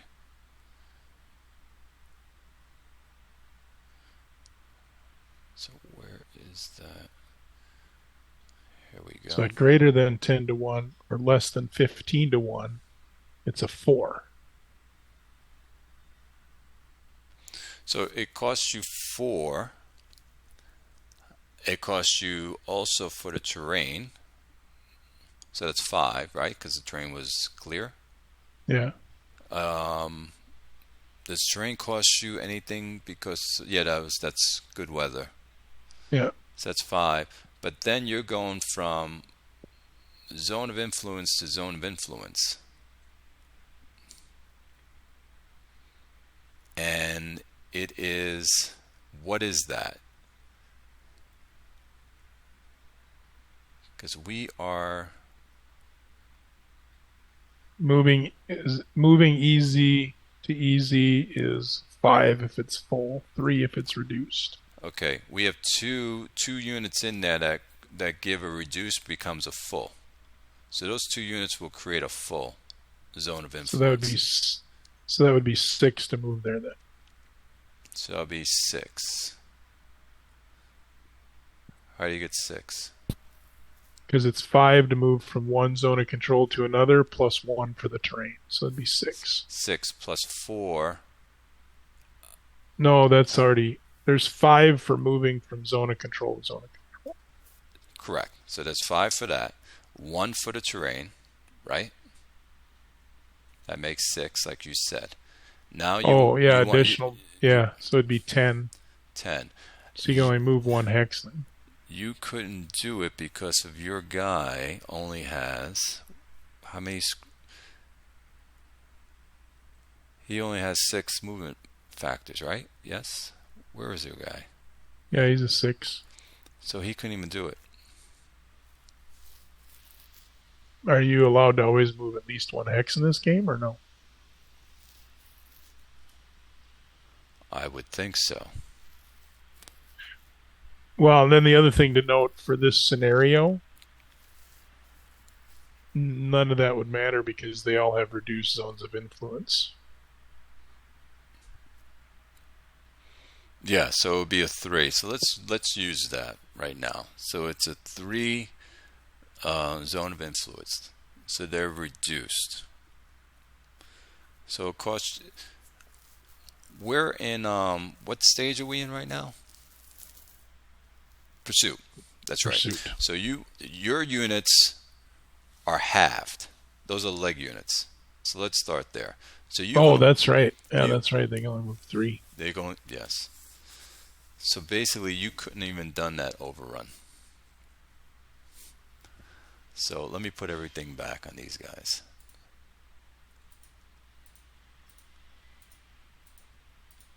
Just keep going back until it goes.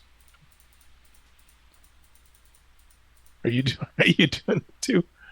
I was doing it too. So. Oh, good. Go ahead. You do it. Okay.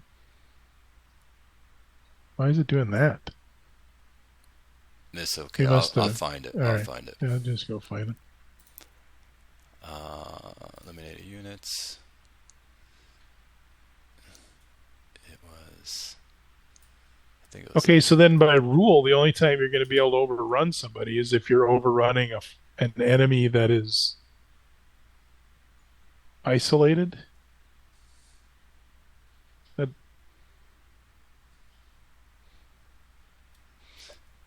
And unless no, you have a motorized unit that moves its full movement rate. If you had a motorized unit that has 16 movement points, you basically can't overrun foot units at all. I can't get this guy off the thing.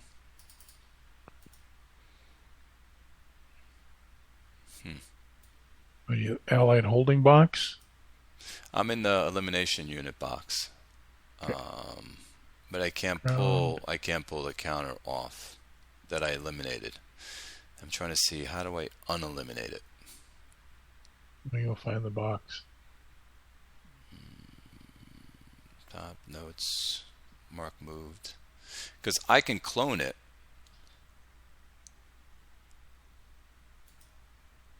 But now it's cloned inside the box. I think I did that. Let's see, Yeah, did hold I on. clone it? Did I clone it in there? Yeah, I just cloned it in there. So let me just get rid of it. Delete it. Yeah, I can't pull it off. Let's see, how do we get these guys? I guess all it does is hold it until you delete them. So I would just go find them and pull them back in there.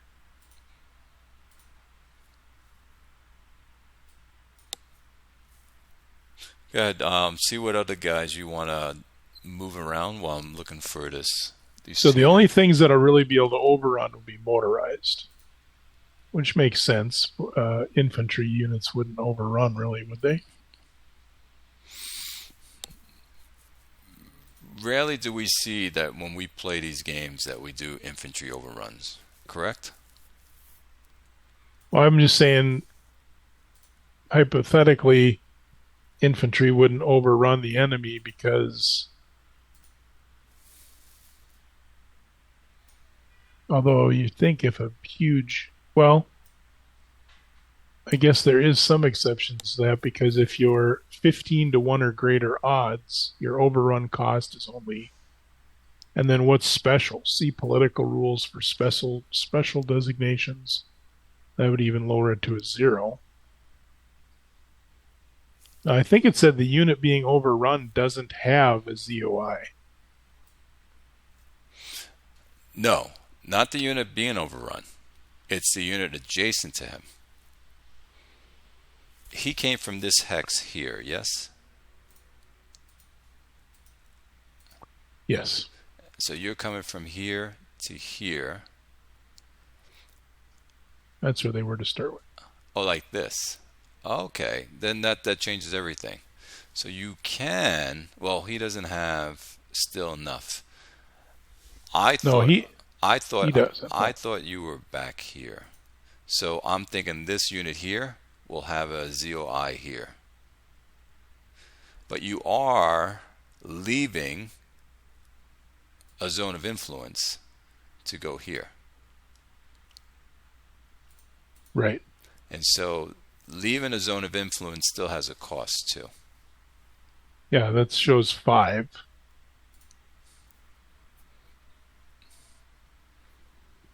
I want to go look at zone of influence real quick and make sure we're doing that right for. It's going to cost you, if you're leaving a full zone of influence, it costs you 4. If you leave a reduced zone of influence, it costs you 3.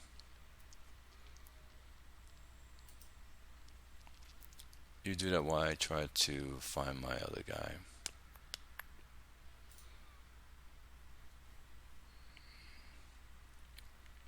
No, it's an engineer.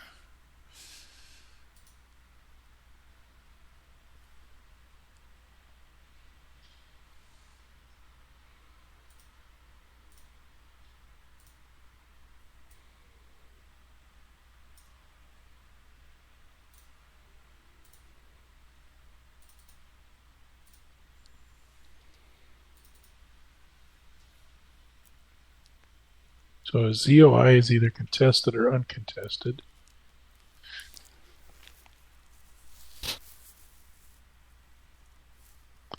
Where opposing sides exert a ZOI into the same axis as contested, and the level of influence exerted is determined as follows. If the ZOIs are equal, the hex remains owned by the side that owned it at the start of that turn and is treated as being in a contested reduced EZOI by both sides.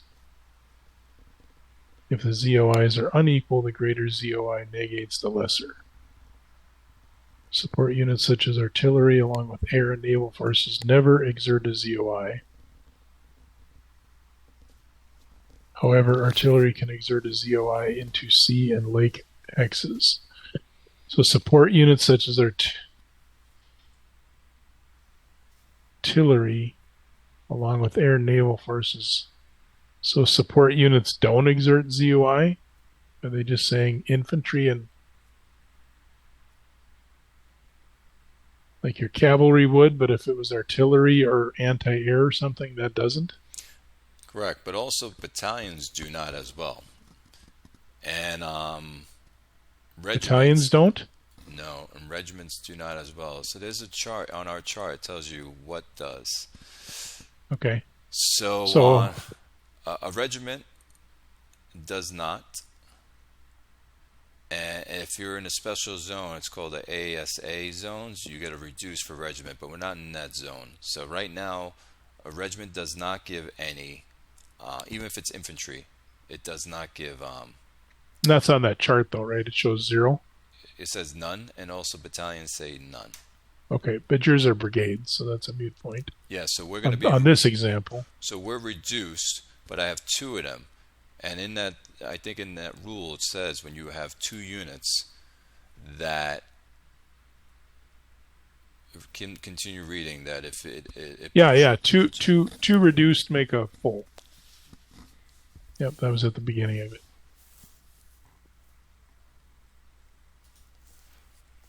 Okay. Now you read something. It says Okay. that if both stacks or both units have the same value, the same ZOI into one hex, it is the unit that was there first that has. No, it didn't say first. It just said, okay, so let's see, where was that here? Sufficiently large, okay.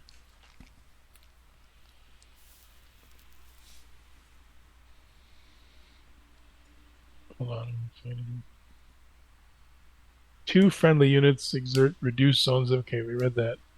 A ZOI is either contested or uncontested. If no opposing ZOI is exerted into the hex, the ZOI is uncontested. Where units of opposing sides exert ZOI into the same hex, this becomes a contested ZOI, and the level of influence exerted is determined as follows. If the ZOIs are equal, the hex remains owned by the side that owned it at the start of the turn. Okay, That's what I meant to say. So we're equal now, and we were there before you came in there. Yep. Okay, and then under pursuit phase on page 38, it does say the following tactical movement allowances are used in this phase with all the usual costs for movement, such as terrain and moving through EZOIs. So, impact of zone, when a unit leaves a hex that is in an EZOI or moves from a hex in an EZO directly to another such hex, it must spend additional movement points.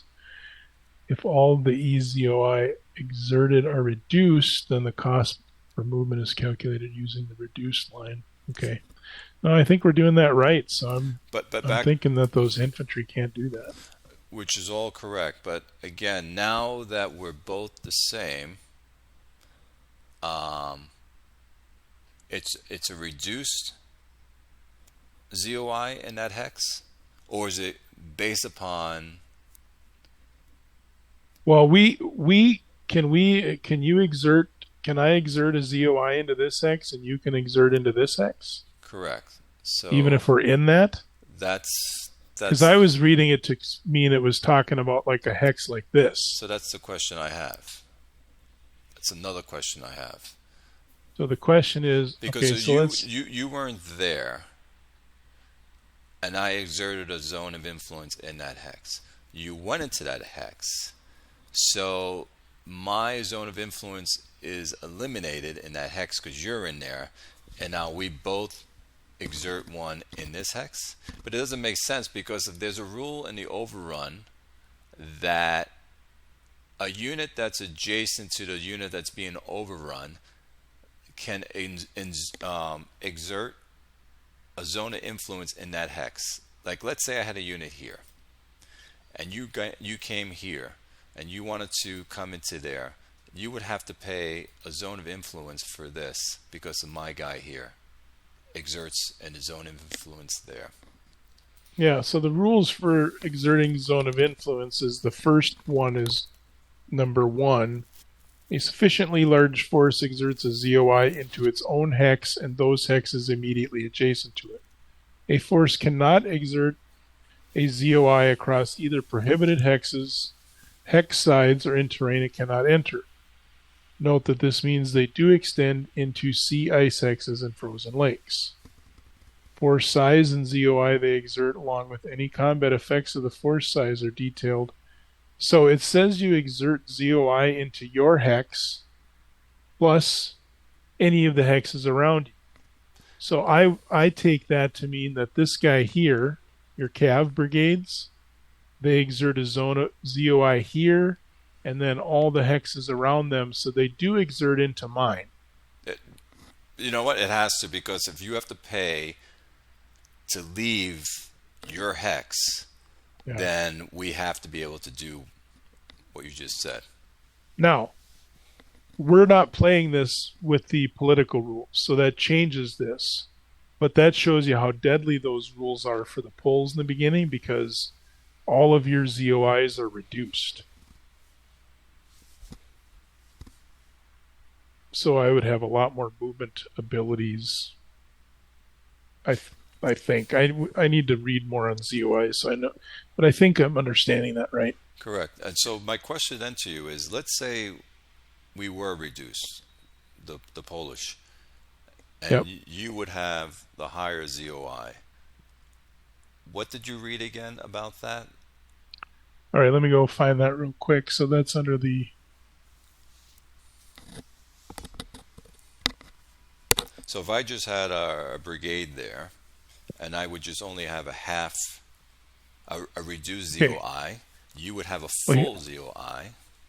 Well, here's the surprise effects for this Blitzkrieg. Poland was unprepared for the violence of the German attack on the turn of invasion only, so it'd be the first turn. Treat all Polish units as being halved unless stacked with at least one stacking point of artillery. So artillery would neutralize that. Polish ground units have their ZOIs are treated as if they have reduced ZOIs. So I don't know what that means. Like, does a reduced not have any, or does it just mean they're all reduced? I think it just means they're all reduced. Does that sound right?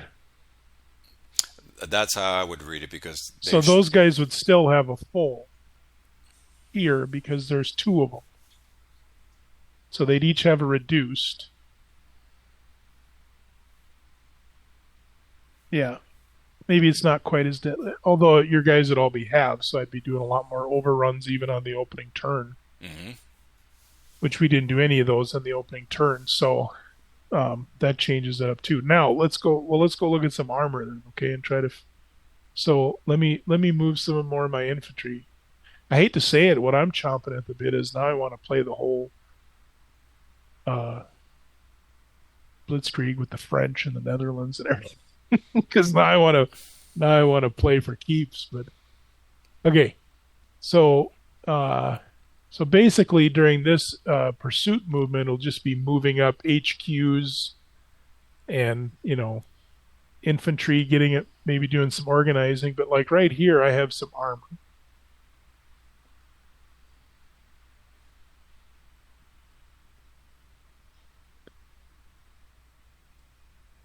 And are you looking at this stack right here with me? I am. So I could use all those motorized and try to overrun these guys potentially. So let's figure what that would be. Yeah, let's try that. Okay, so I have one for my anti-aircraft. I have 13 armor, so that's 14. Mm-hmm. I can use the motorized artillery, right? They get their full movement. Yes. So that's 16, 17, and I have one more small armor. So I have 18 motorized points against your 4. Against our 4. So we're going to go to 4.4 because I have to put in my CEV. You're going to do the same. So 4.4 is going to just be a 4. So that wouldn't be a good overrun to do. Hold on. It'll just be a 4, but now you have to look at terrain costs for you. You're going into woods. I think you're only modified to ×1. Woods is ×1 for you. So you have ×1. Do I still use my CVE though of 1.5? Yes, you do. Absolutely. So that puts me at 27. And what did you have? 4. So that's 6.75 to 1.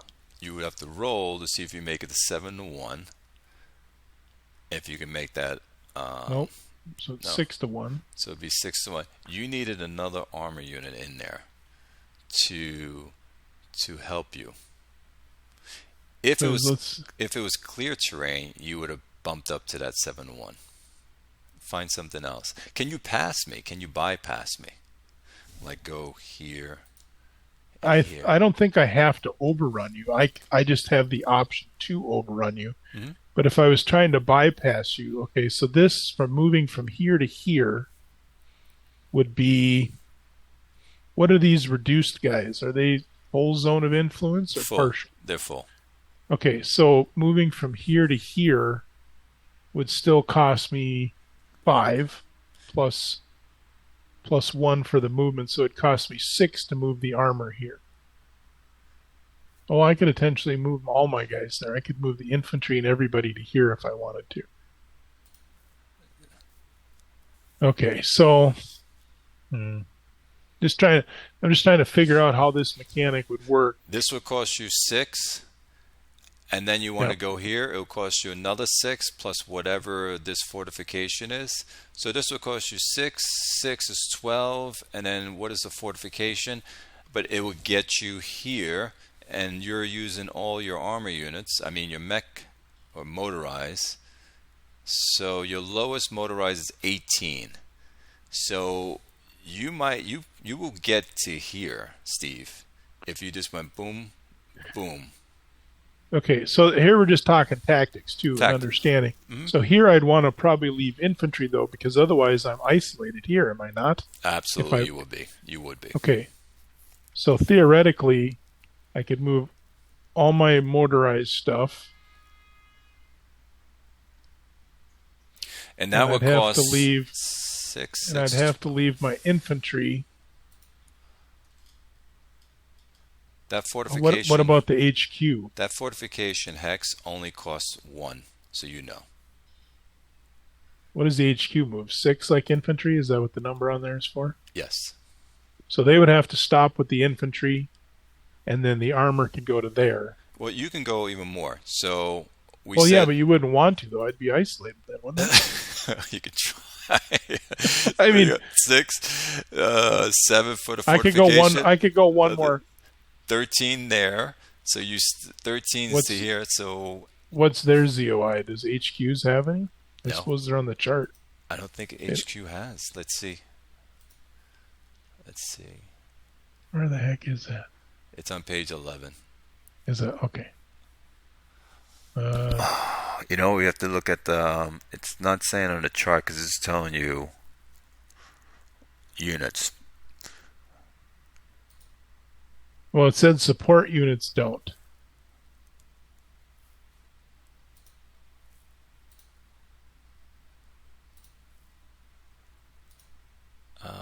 Where is that rule book?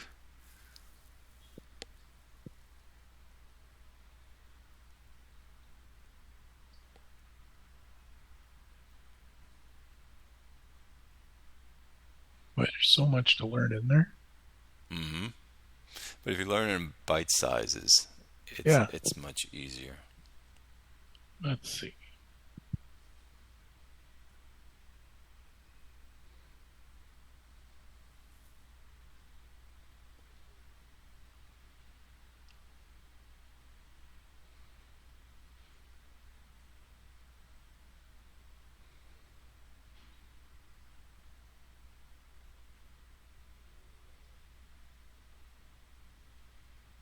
It just says support units. It doesn't say HQs don't, so I think HQs would.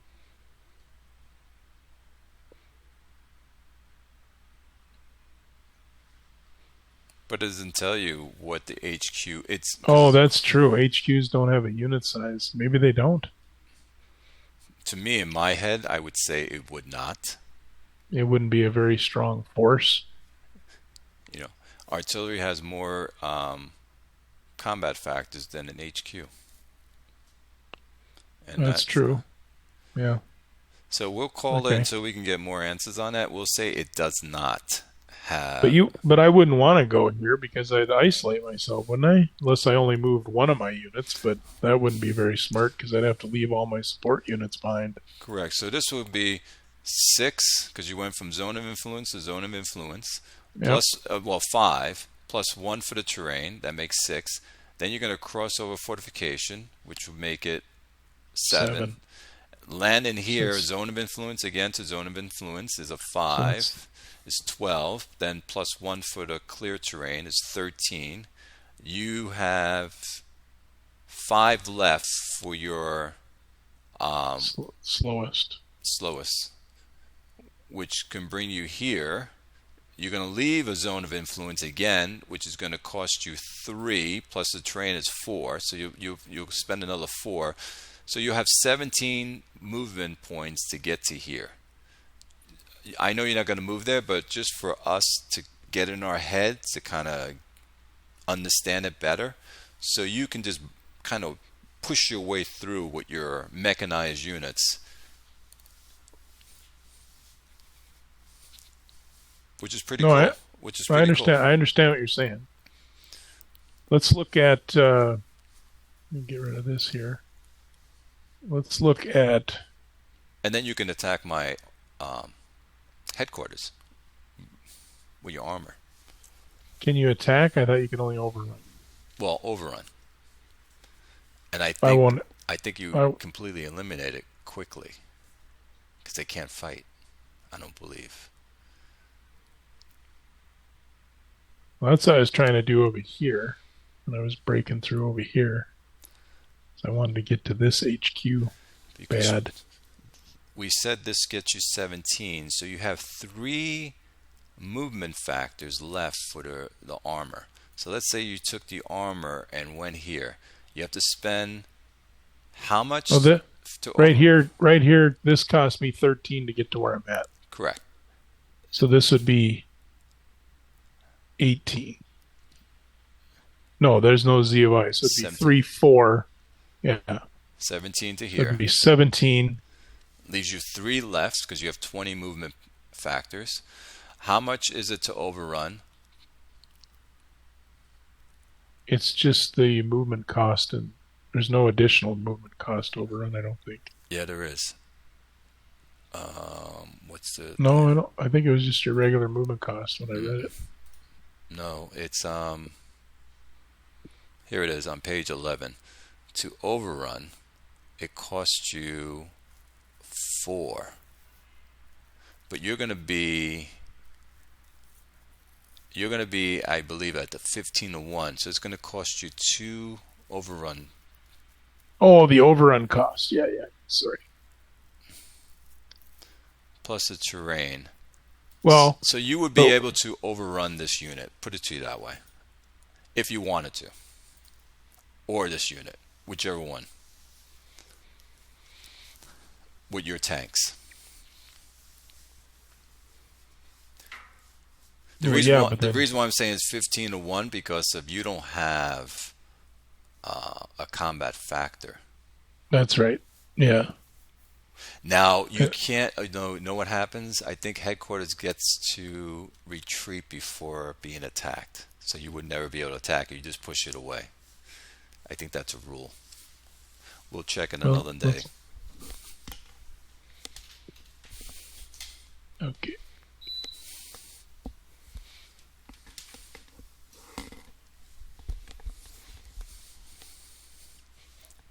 And as to playing Blitzkrieg with France involved, absolutely, yeah. Steve. Absolutely. All right, so there I have. I'm just looking at some other stacks.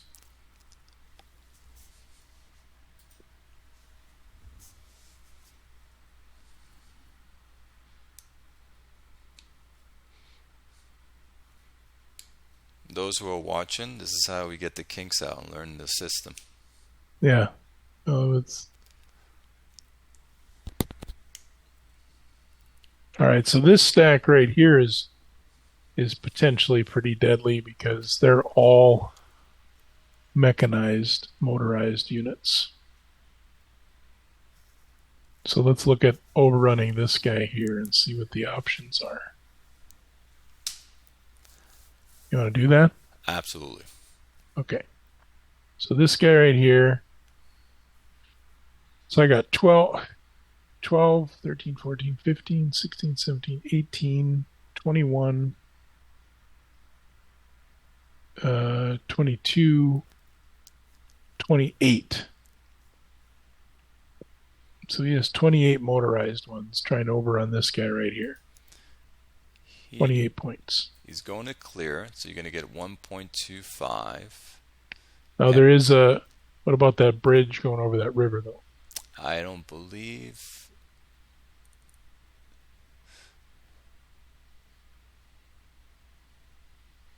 So that would be... There's no modifiers against you for that. Oh yeah, there's nothing under train hexite, so... If there's a bridge going over, you can just cross it? See, here's a question I have. You just brought up something good. If you're going along a road, do we even look at that river? Because there's a bridge supposedly there, as opposed to crossing the river where there's no road. Right. But I would think, I mean, like here, bridge crossing is pretty tough to get across even with a bridge. I don't even think there's a bridge on this sheet. Let's see. No, there isn't anything on the chart. Mm-mm. Let me do a search in the rules real quick and see if there's any. Okay, so we would have to probably look at terrain.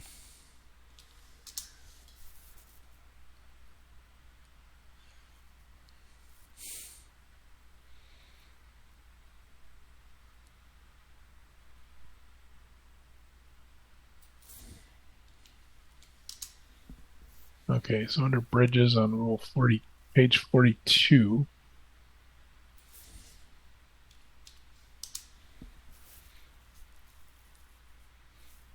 Now, bridges help you for movement points that it takes it away. Yeah. I'm just seeing if there's anything. I don't see anything listed for combat. That's ferries.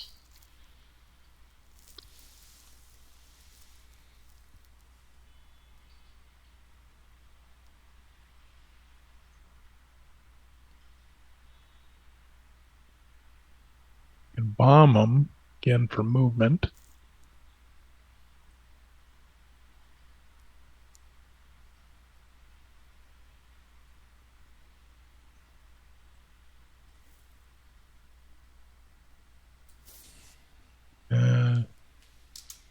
Let's see, what's this under? That's crossing without a bridge, okay. Pairing bridges. No, I don't think there's anything under combat.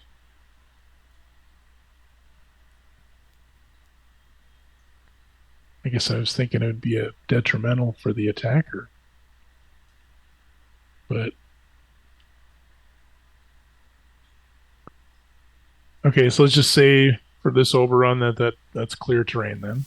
So the only thing that goes against you for the river is the -1 on the dice modifier. I mean, yeah, the dice. Which you only roll a percentage dice for overrunning. You don't roll any kind of a combat.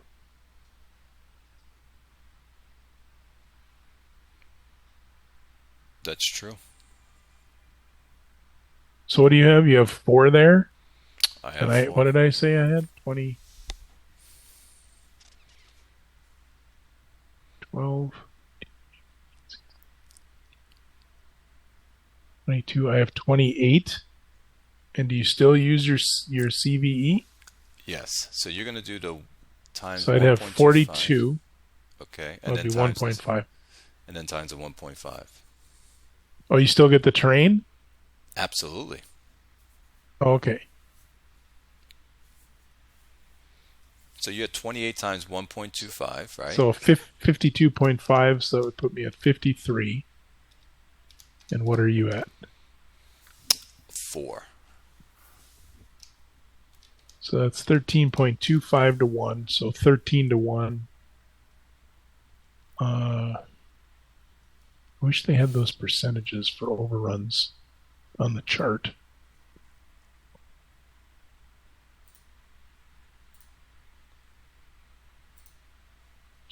So overrun is on page, what, was it 39. 39. 39.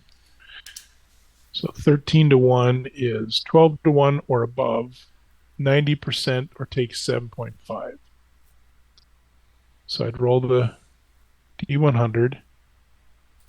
So I don't take the loss. You would be eliminated. Correct, completely. If I was full, let's say I was this, I am completely eliminated, meaning everything comes off the map. So yeah, but you'd have a pretty juicy unit to overrun that. Okay, so you get eliminated. The cost to overrun, we said, okay, so let's go find that on the chart, was 4, right? So it is, so you're leaving, let's do this without the overrun first. So you're leaving, you're going from zone of influence to zone of influence.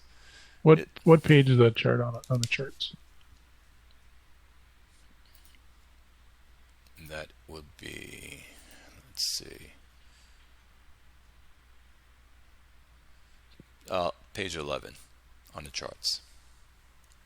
Okay, so leaving a zone of influence, Cost you and 5. I'm technically going into another one because I'm going past that same unit, right? So that costs 5, and then 6 because of the terrain. And then if we look at the cost to overrun, 4.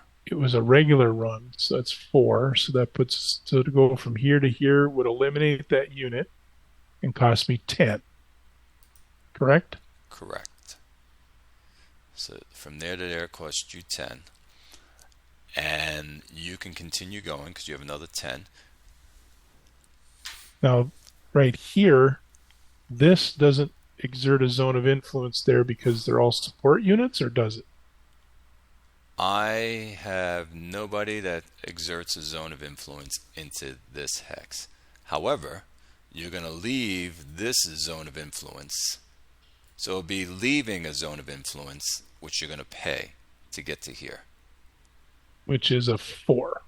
So it costs you 4 plus 1 for the clear terrain. So it costs you 5 to get here. So that would be 15 total spent if I wanted to move to here. Correct. And so then I wouldn't want to do that. Well, I could maybe do that because I could probably, because these guys haven't moved, right? Correct. So then I could probably, not probably, I could. I wouldn't overrun anybody because there's too much stuff, but I could move like an infantry unit and like a support unit in there or something, right? Yes. And now then I'm bridging the gap. And then I still have dudes back here on the border. So they come up here to, give a little presence. I guess all those guys would be... Okay, so that's the other thing now, doing this that I never understood. I didn't understand that there was a second movement, because I never played it. So now that I know that, then I can set up units that'll bust through. Now we still have this one here.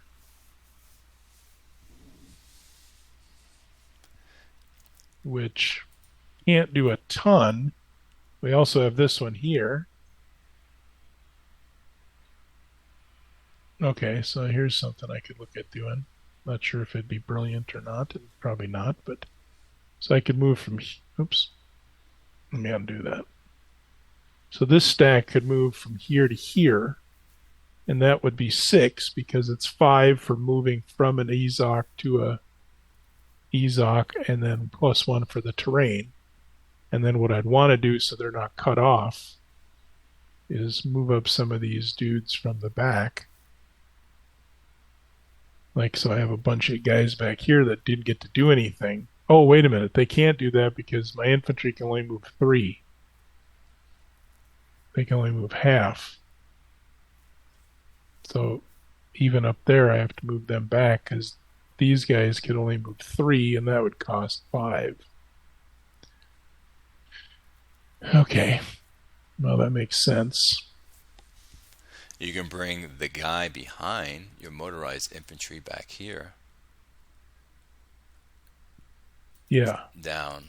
Although then that would leave a big road open to my aircraft. So. Yes. However, I could also just. I need to protect. I could also just move an armored unit up there too. Yeah. Yes. You would have enough to do it. So what I'm looking at is here. So these guys you can't overrun with infantry. Let's do the math to make sure we're doing it right. I have infantry here. You already know. You already know it's going to cost you 4 automatically. Right now. Unless you think you're going to be at 15-1. If we go to the chart, then that's the easiest way of looking at it. Go to the chart and go to page 11. Oh, Yeah, I see the 15-1. It's 2. Well, 11-1 and up will keep you at 4. It's 4. 15-1 is at 2. Yes. Well, it's actually above. Now, Blitzkrieg rule-wise, this guy would only be a 2. I know we're not doing that now, but that's where that makes it more vital because you'd only be a 2, so I'd only need 30 strength points to overrun you. We can play with the Blitzkrieg rules right now. No, I don't want to switch in and out. I'm just saying, I'm trying to see, as I'm sitting here learning the rules, I'm also trying to figure out how do I get to Warsaw in 2 turns to do it historically. And so I'm thinking, that's where my mind is going, that's all. But let's just look at it straight up and see. So I have 12 infantry, 24, 25. I only have 28. So there's no way I could do it even with my modifiers. It's clear terrain. Most of that's infantry. So yeah. But if you were a 2, I would be closer. Wait, you're 28 times that times 1.5. Well, I have some mechanized. So I have 4 mechanized, so I'll end up being 29. So 29 times 1.5 is 43.5. Okay, and I am just going to be a 4. So that's 10-1. Yep. So it's going to cost you 4 plus. Well, but I'm in a. You don't get a zone of control if you're being overrun, do you? No, you just have to pay for the overrun. Okay, so it's 4 plus the terrain would be 5, Mm-hmm. and it's at 10-1. You couldn't do it because you're at and we have to read this rule of 1. Oh, I can only hex. move 3. I can only move 3. Yes. I can only move 3. Yeah, I can only move half because they're.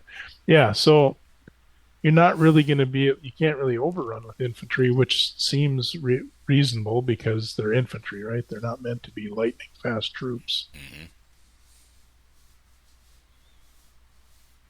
So I'd have to, when I do my setup, when we play one day for reals, you're kind of limited on what you can set up because the Germans have all their tank units spread out.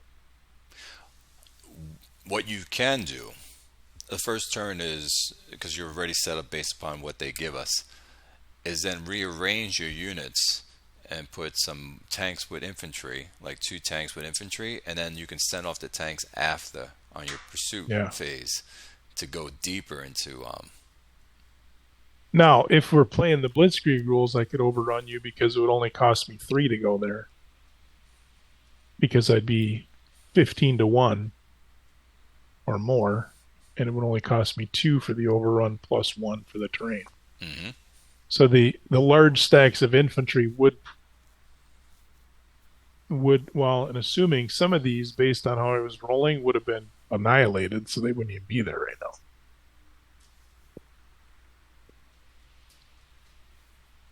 So I'm just thinking about how it plays through in general. So the only thing we can do because of all your zones of influence is look for some stuff like this with armor. So my other armor stacks would be, I got a lot of big juicy infantry stacks, but not a lot of big juicy armor stacks.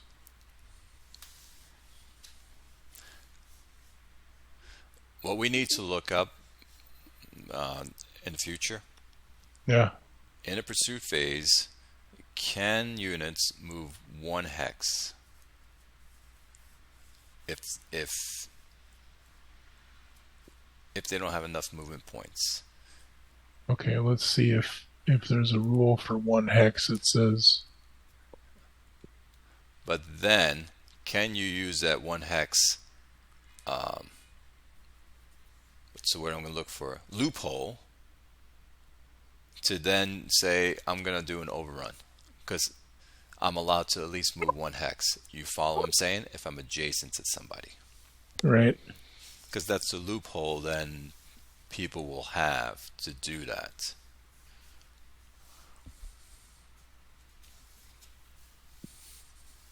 I'm looking right now under,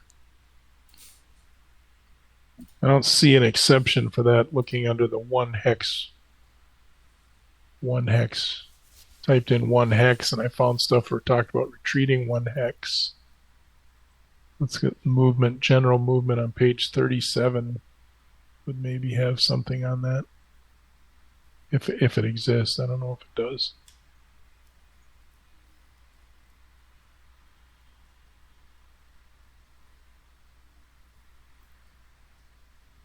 Well, it says on the overrun. Overruns can happen during the movement. Advance after combat. Remember I told you Oh, about they can on advance after combat too. How do you do that if you only advance one? that's a good question. So I'm on page 39 in the Okay. Barbarossa. Overrun number 3. Overruns can happen during the movement, advance after combat, pursue phase of a player's turn. Units making the overrun during the movement and pursue phase must enter from a single hex, be capable of spending the movement points required for both the overrun and Yeah. entry into the target hex. So you must have that and cannot Yeah. violate stacking limits. So you cannot use the one limit Yeah. movement Even if hex. there was. We don't even know if there is one. I want to look at advance after combat. How far can you advance after combat? Remember, I told you about this. I texted you this. Go to the combat section. That's I think 71, if I'm not mistaken. Is it 71? 71. There Yeah, is. 70. Yep, 71. So let's go down to advance after combat. 2 types of movement, retreat and advance. Attacking forces are never required to retreat unless the result, while defending forces cannot advance after combat. Advance after combat is on page 73. If the attack hex is cleared of all enemy units, the attacking player may occupy the hex with units that participate in the attack. The hex can be occupied only up to its stacking limit, but the units can come from any hex that it was attacked from. If there are units still in the attack hex, the attacking force can overrun them. If enough factors can be moved into the defending hex from any and all. Oh, so even if you don't clear the hex, you could try to overrun it maybe. That's what I brought up to your attention. That This right there. advance is voluntary. In this case, advance after combat would not be an option for artillery units. You can't overrun with artillery. That's good to know. So we can't Okay. overrun with artillery. And maybe, okay, 0 strength and limited strength.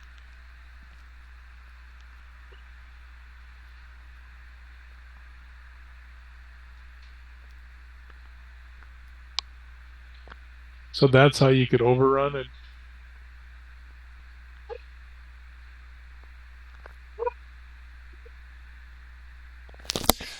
So if you would attack me and I didn't go anywhere and I had one strength point, whatever strength point that allowed you still to overrun me, Yeah. as long as you had the movement factors, you could. So let's use your infantry units. There are 6, right? Let's say you had 4 divisions of infantry at 12. That's 48, correct? Yep. I had two defense strength points in that hex. You would have 20 something to 1 already. You would have enough to overrun me with infantry units because you started adjacent to me. You only have to pay for the terrain. Let's say the terrain was clear. And you would have to pay, I think it's 2. Well, here they're talking about after a combat, though. Yeah, I'm talking about, let's say you attack me with 4 infantry division units and you knock me down. I did not retreat, and I had 2 defense strength points left. Yeah. And you still have 48 strength points to go. Times 1.5. So you would be at over 15-1 attacking me again on advance after combat phase. Based upon this rule. Yeah. But they said you could advance into the hex, so you could do it during the combat then, so you don't have to wait for the pursuit phase. You do it during the combat phase. You do it 4 times. They say you do it during movement, advance after combat, pursue, and what was the other one again? Or was it only 3 times? That's only 3 I can think of.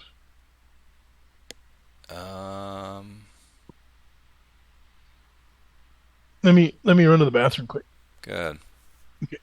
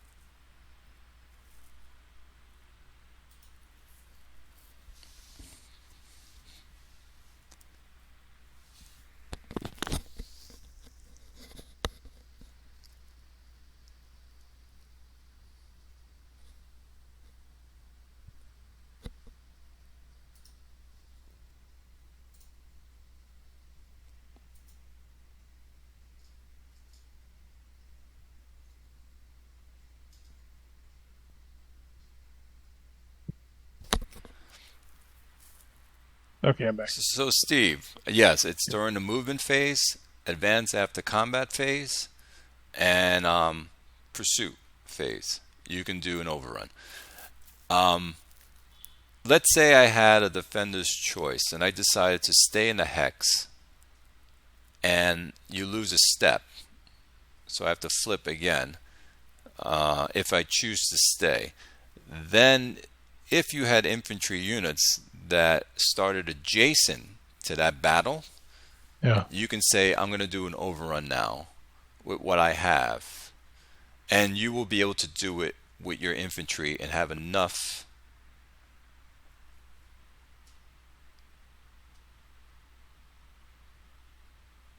Because with the infantry, you just got to get to that 15-1. Yeah, and your movement points would still be, I guess, 6. So that's kind of another loophole. You follow me? You're a 6 movement points, but once you get into pursuit, you're going to be half that. So you want to do an advance after combat with infantry. I think they needed a video on how to do overruns.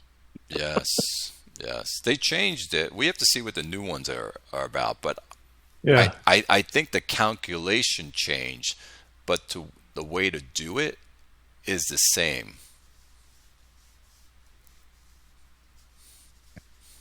In any event, is there anything you want to move on this? I'm looking right now. Basically, I'm just going to make sure if I got anybody in the back that I need to move up. That's okay. The designers want us to play this on Vassal or in the game and post it on video, so we walk through it and people find out how to do it. They do? Or someone can comment and say, you guys are doing it completely wrong. This is how you do it. And by doing that, it's helping others learn how to do an overrun. Yeah, well, is it Tom? He's already talked about a few of the rules, Hmm. which I got to go back and read those and stuff. But I think he thought he was being, maybe overbearing or sticking his nose in there. It's like, no, stick your nose in there and tell us what we're doing wrong. No, Tom's a good guy. Well, that's what I was saying. I was like, no, we want to learn, so fire away. If we're doing something wrong, please speak up. More than happy to hear how to do it right. Okay, so let's see if I want to move.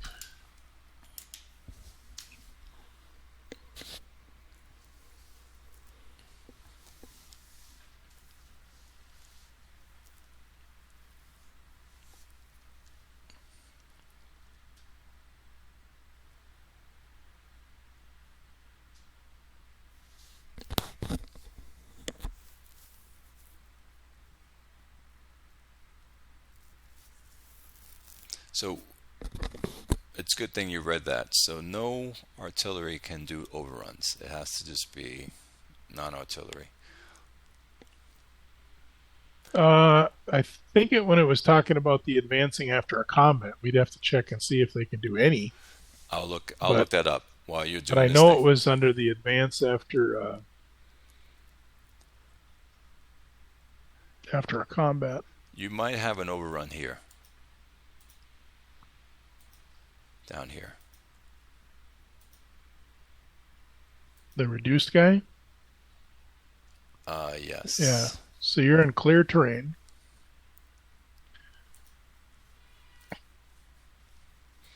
You don't pay Yes. for zone of influence at all.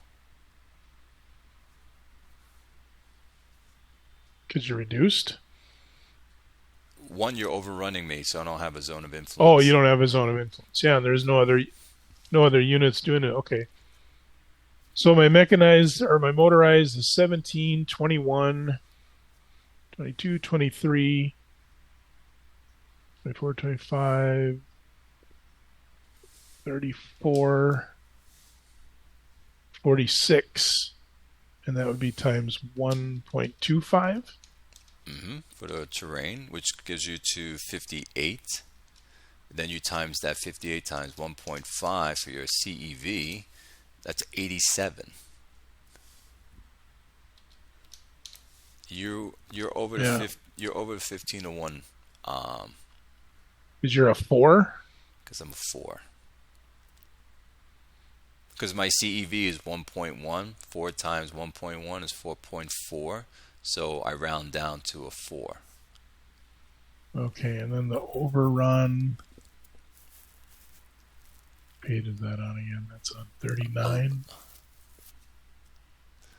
Yes. So at 15 to 1, it's a 97% or higher to take 5%.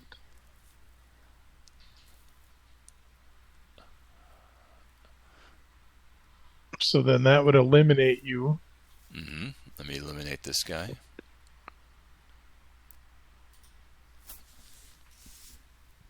And then you don't have a zone of influence, and at 15 to 1, that costs me 2. So I could move all of that there for 3. Yes, it's 2 for the overrun and 1 for the terrain. It's 3. Yep. Now, I know headquarters gets to run away. I think we just pick him up and drop him somewhere. I don't know what that rule is, but we can look it up. Well, yeah, let's look it up and see.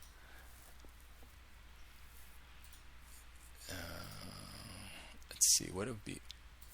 I would think maybe it's under combat HQs, or maybe it's under HQs. I'll look under HQs if you want to look under combat. All right, I'll look in the combat.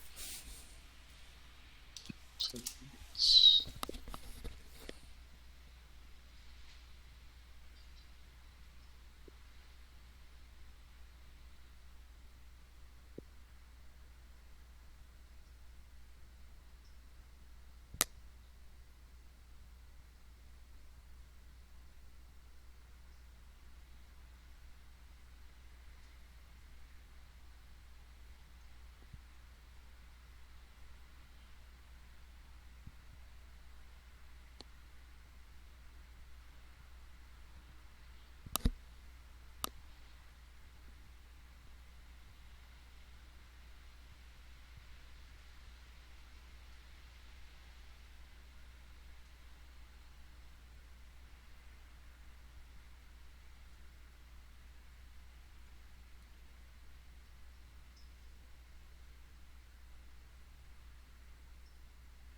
Also on the overruns, though, when they give the example in the Barbarossa one, it's stacking points. Just so you know. Okay.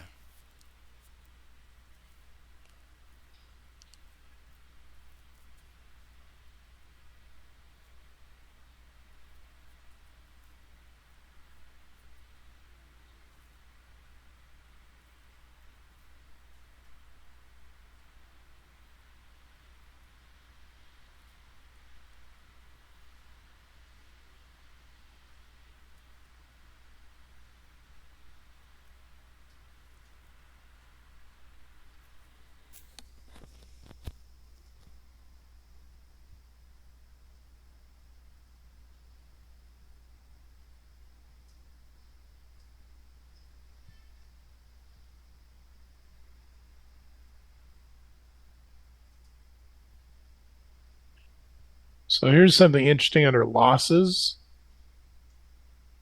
on combat on page 72. It says in general, all combat losses are calculated in terms of stacking points. Blah blah blah. HQs, quartermasters, and transport units do not count towards stacking, are excluded from combat calculations, but I read that. suffer all adverse results from combat. I read that. So they can be eliminated in a combat.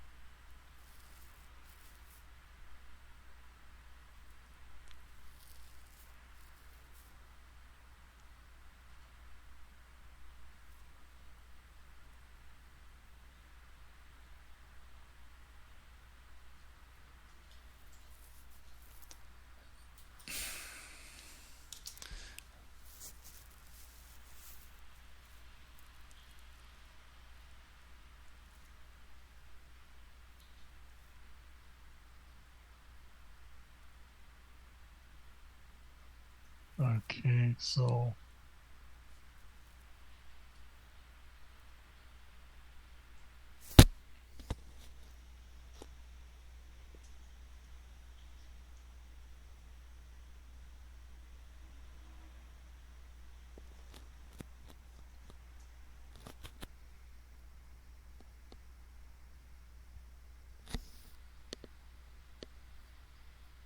Army HQs, I found they can retreat before combat. Where'd you find that? What page? Page 121. 121. Okay, so this is definitions. So Army HQ markers, no effect on stacking, no combat strength, do not count towards calculating. Replacement cost is 2 SRPs.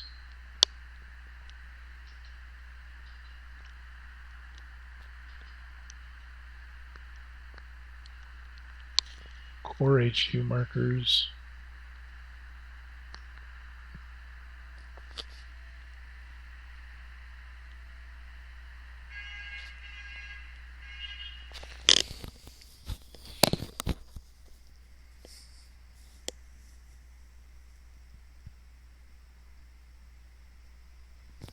Core HQ can retreat before combat as well.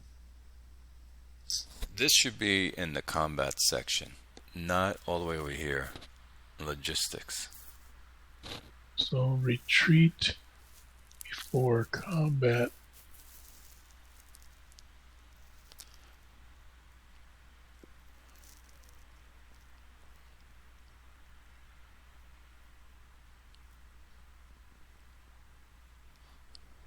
So he gets to retreat one hex And at a time.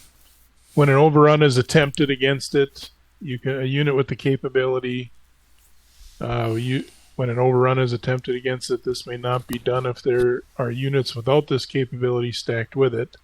The overrunning unit pays 1 movement point in addition to the cost of entering the hex if all the defenders in the hex retreat before combat. What page are you reading that on? This is on page 40, the very top.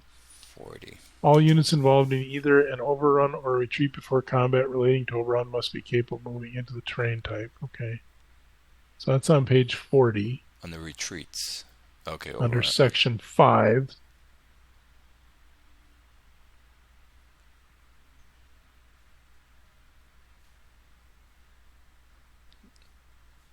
So we can retreat.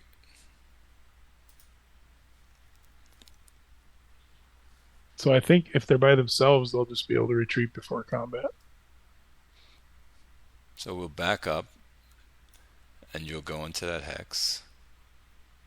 But you'll still have more. Well, what I was thinking is I would probably just ignore that, and I'd probably come over and try to go this way and try to hit this dude. Oh, okay. Because then I can start to blow a hole here. Yes. You know? Yes. So that was, what did we say it was? 3 to there? So 3. then if I picked up my stack and went here, that would be 4. Mm-hmm. But now I'm going into your zone of control. Nope. I don't have any because you're overrunning me.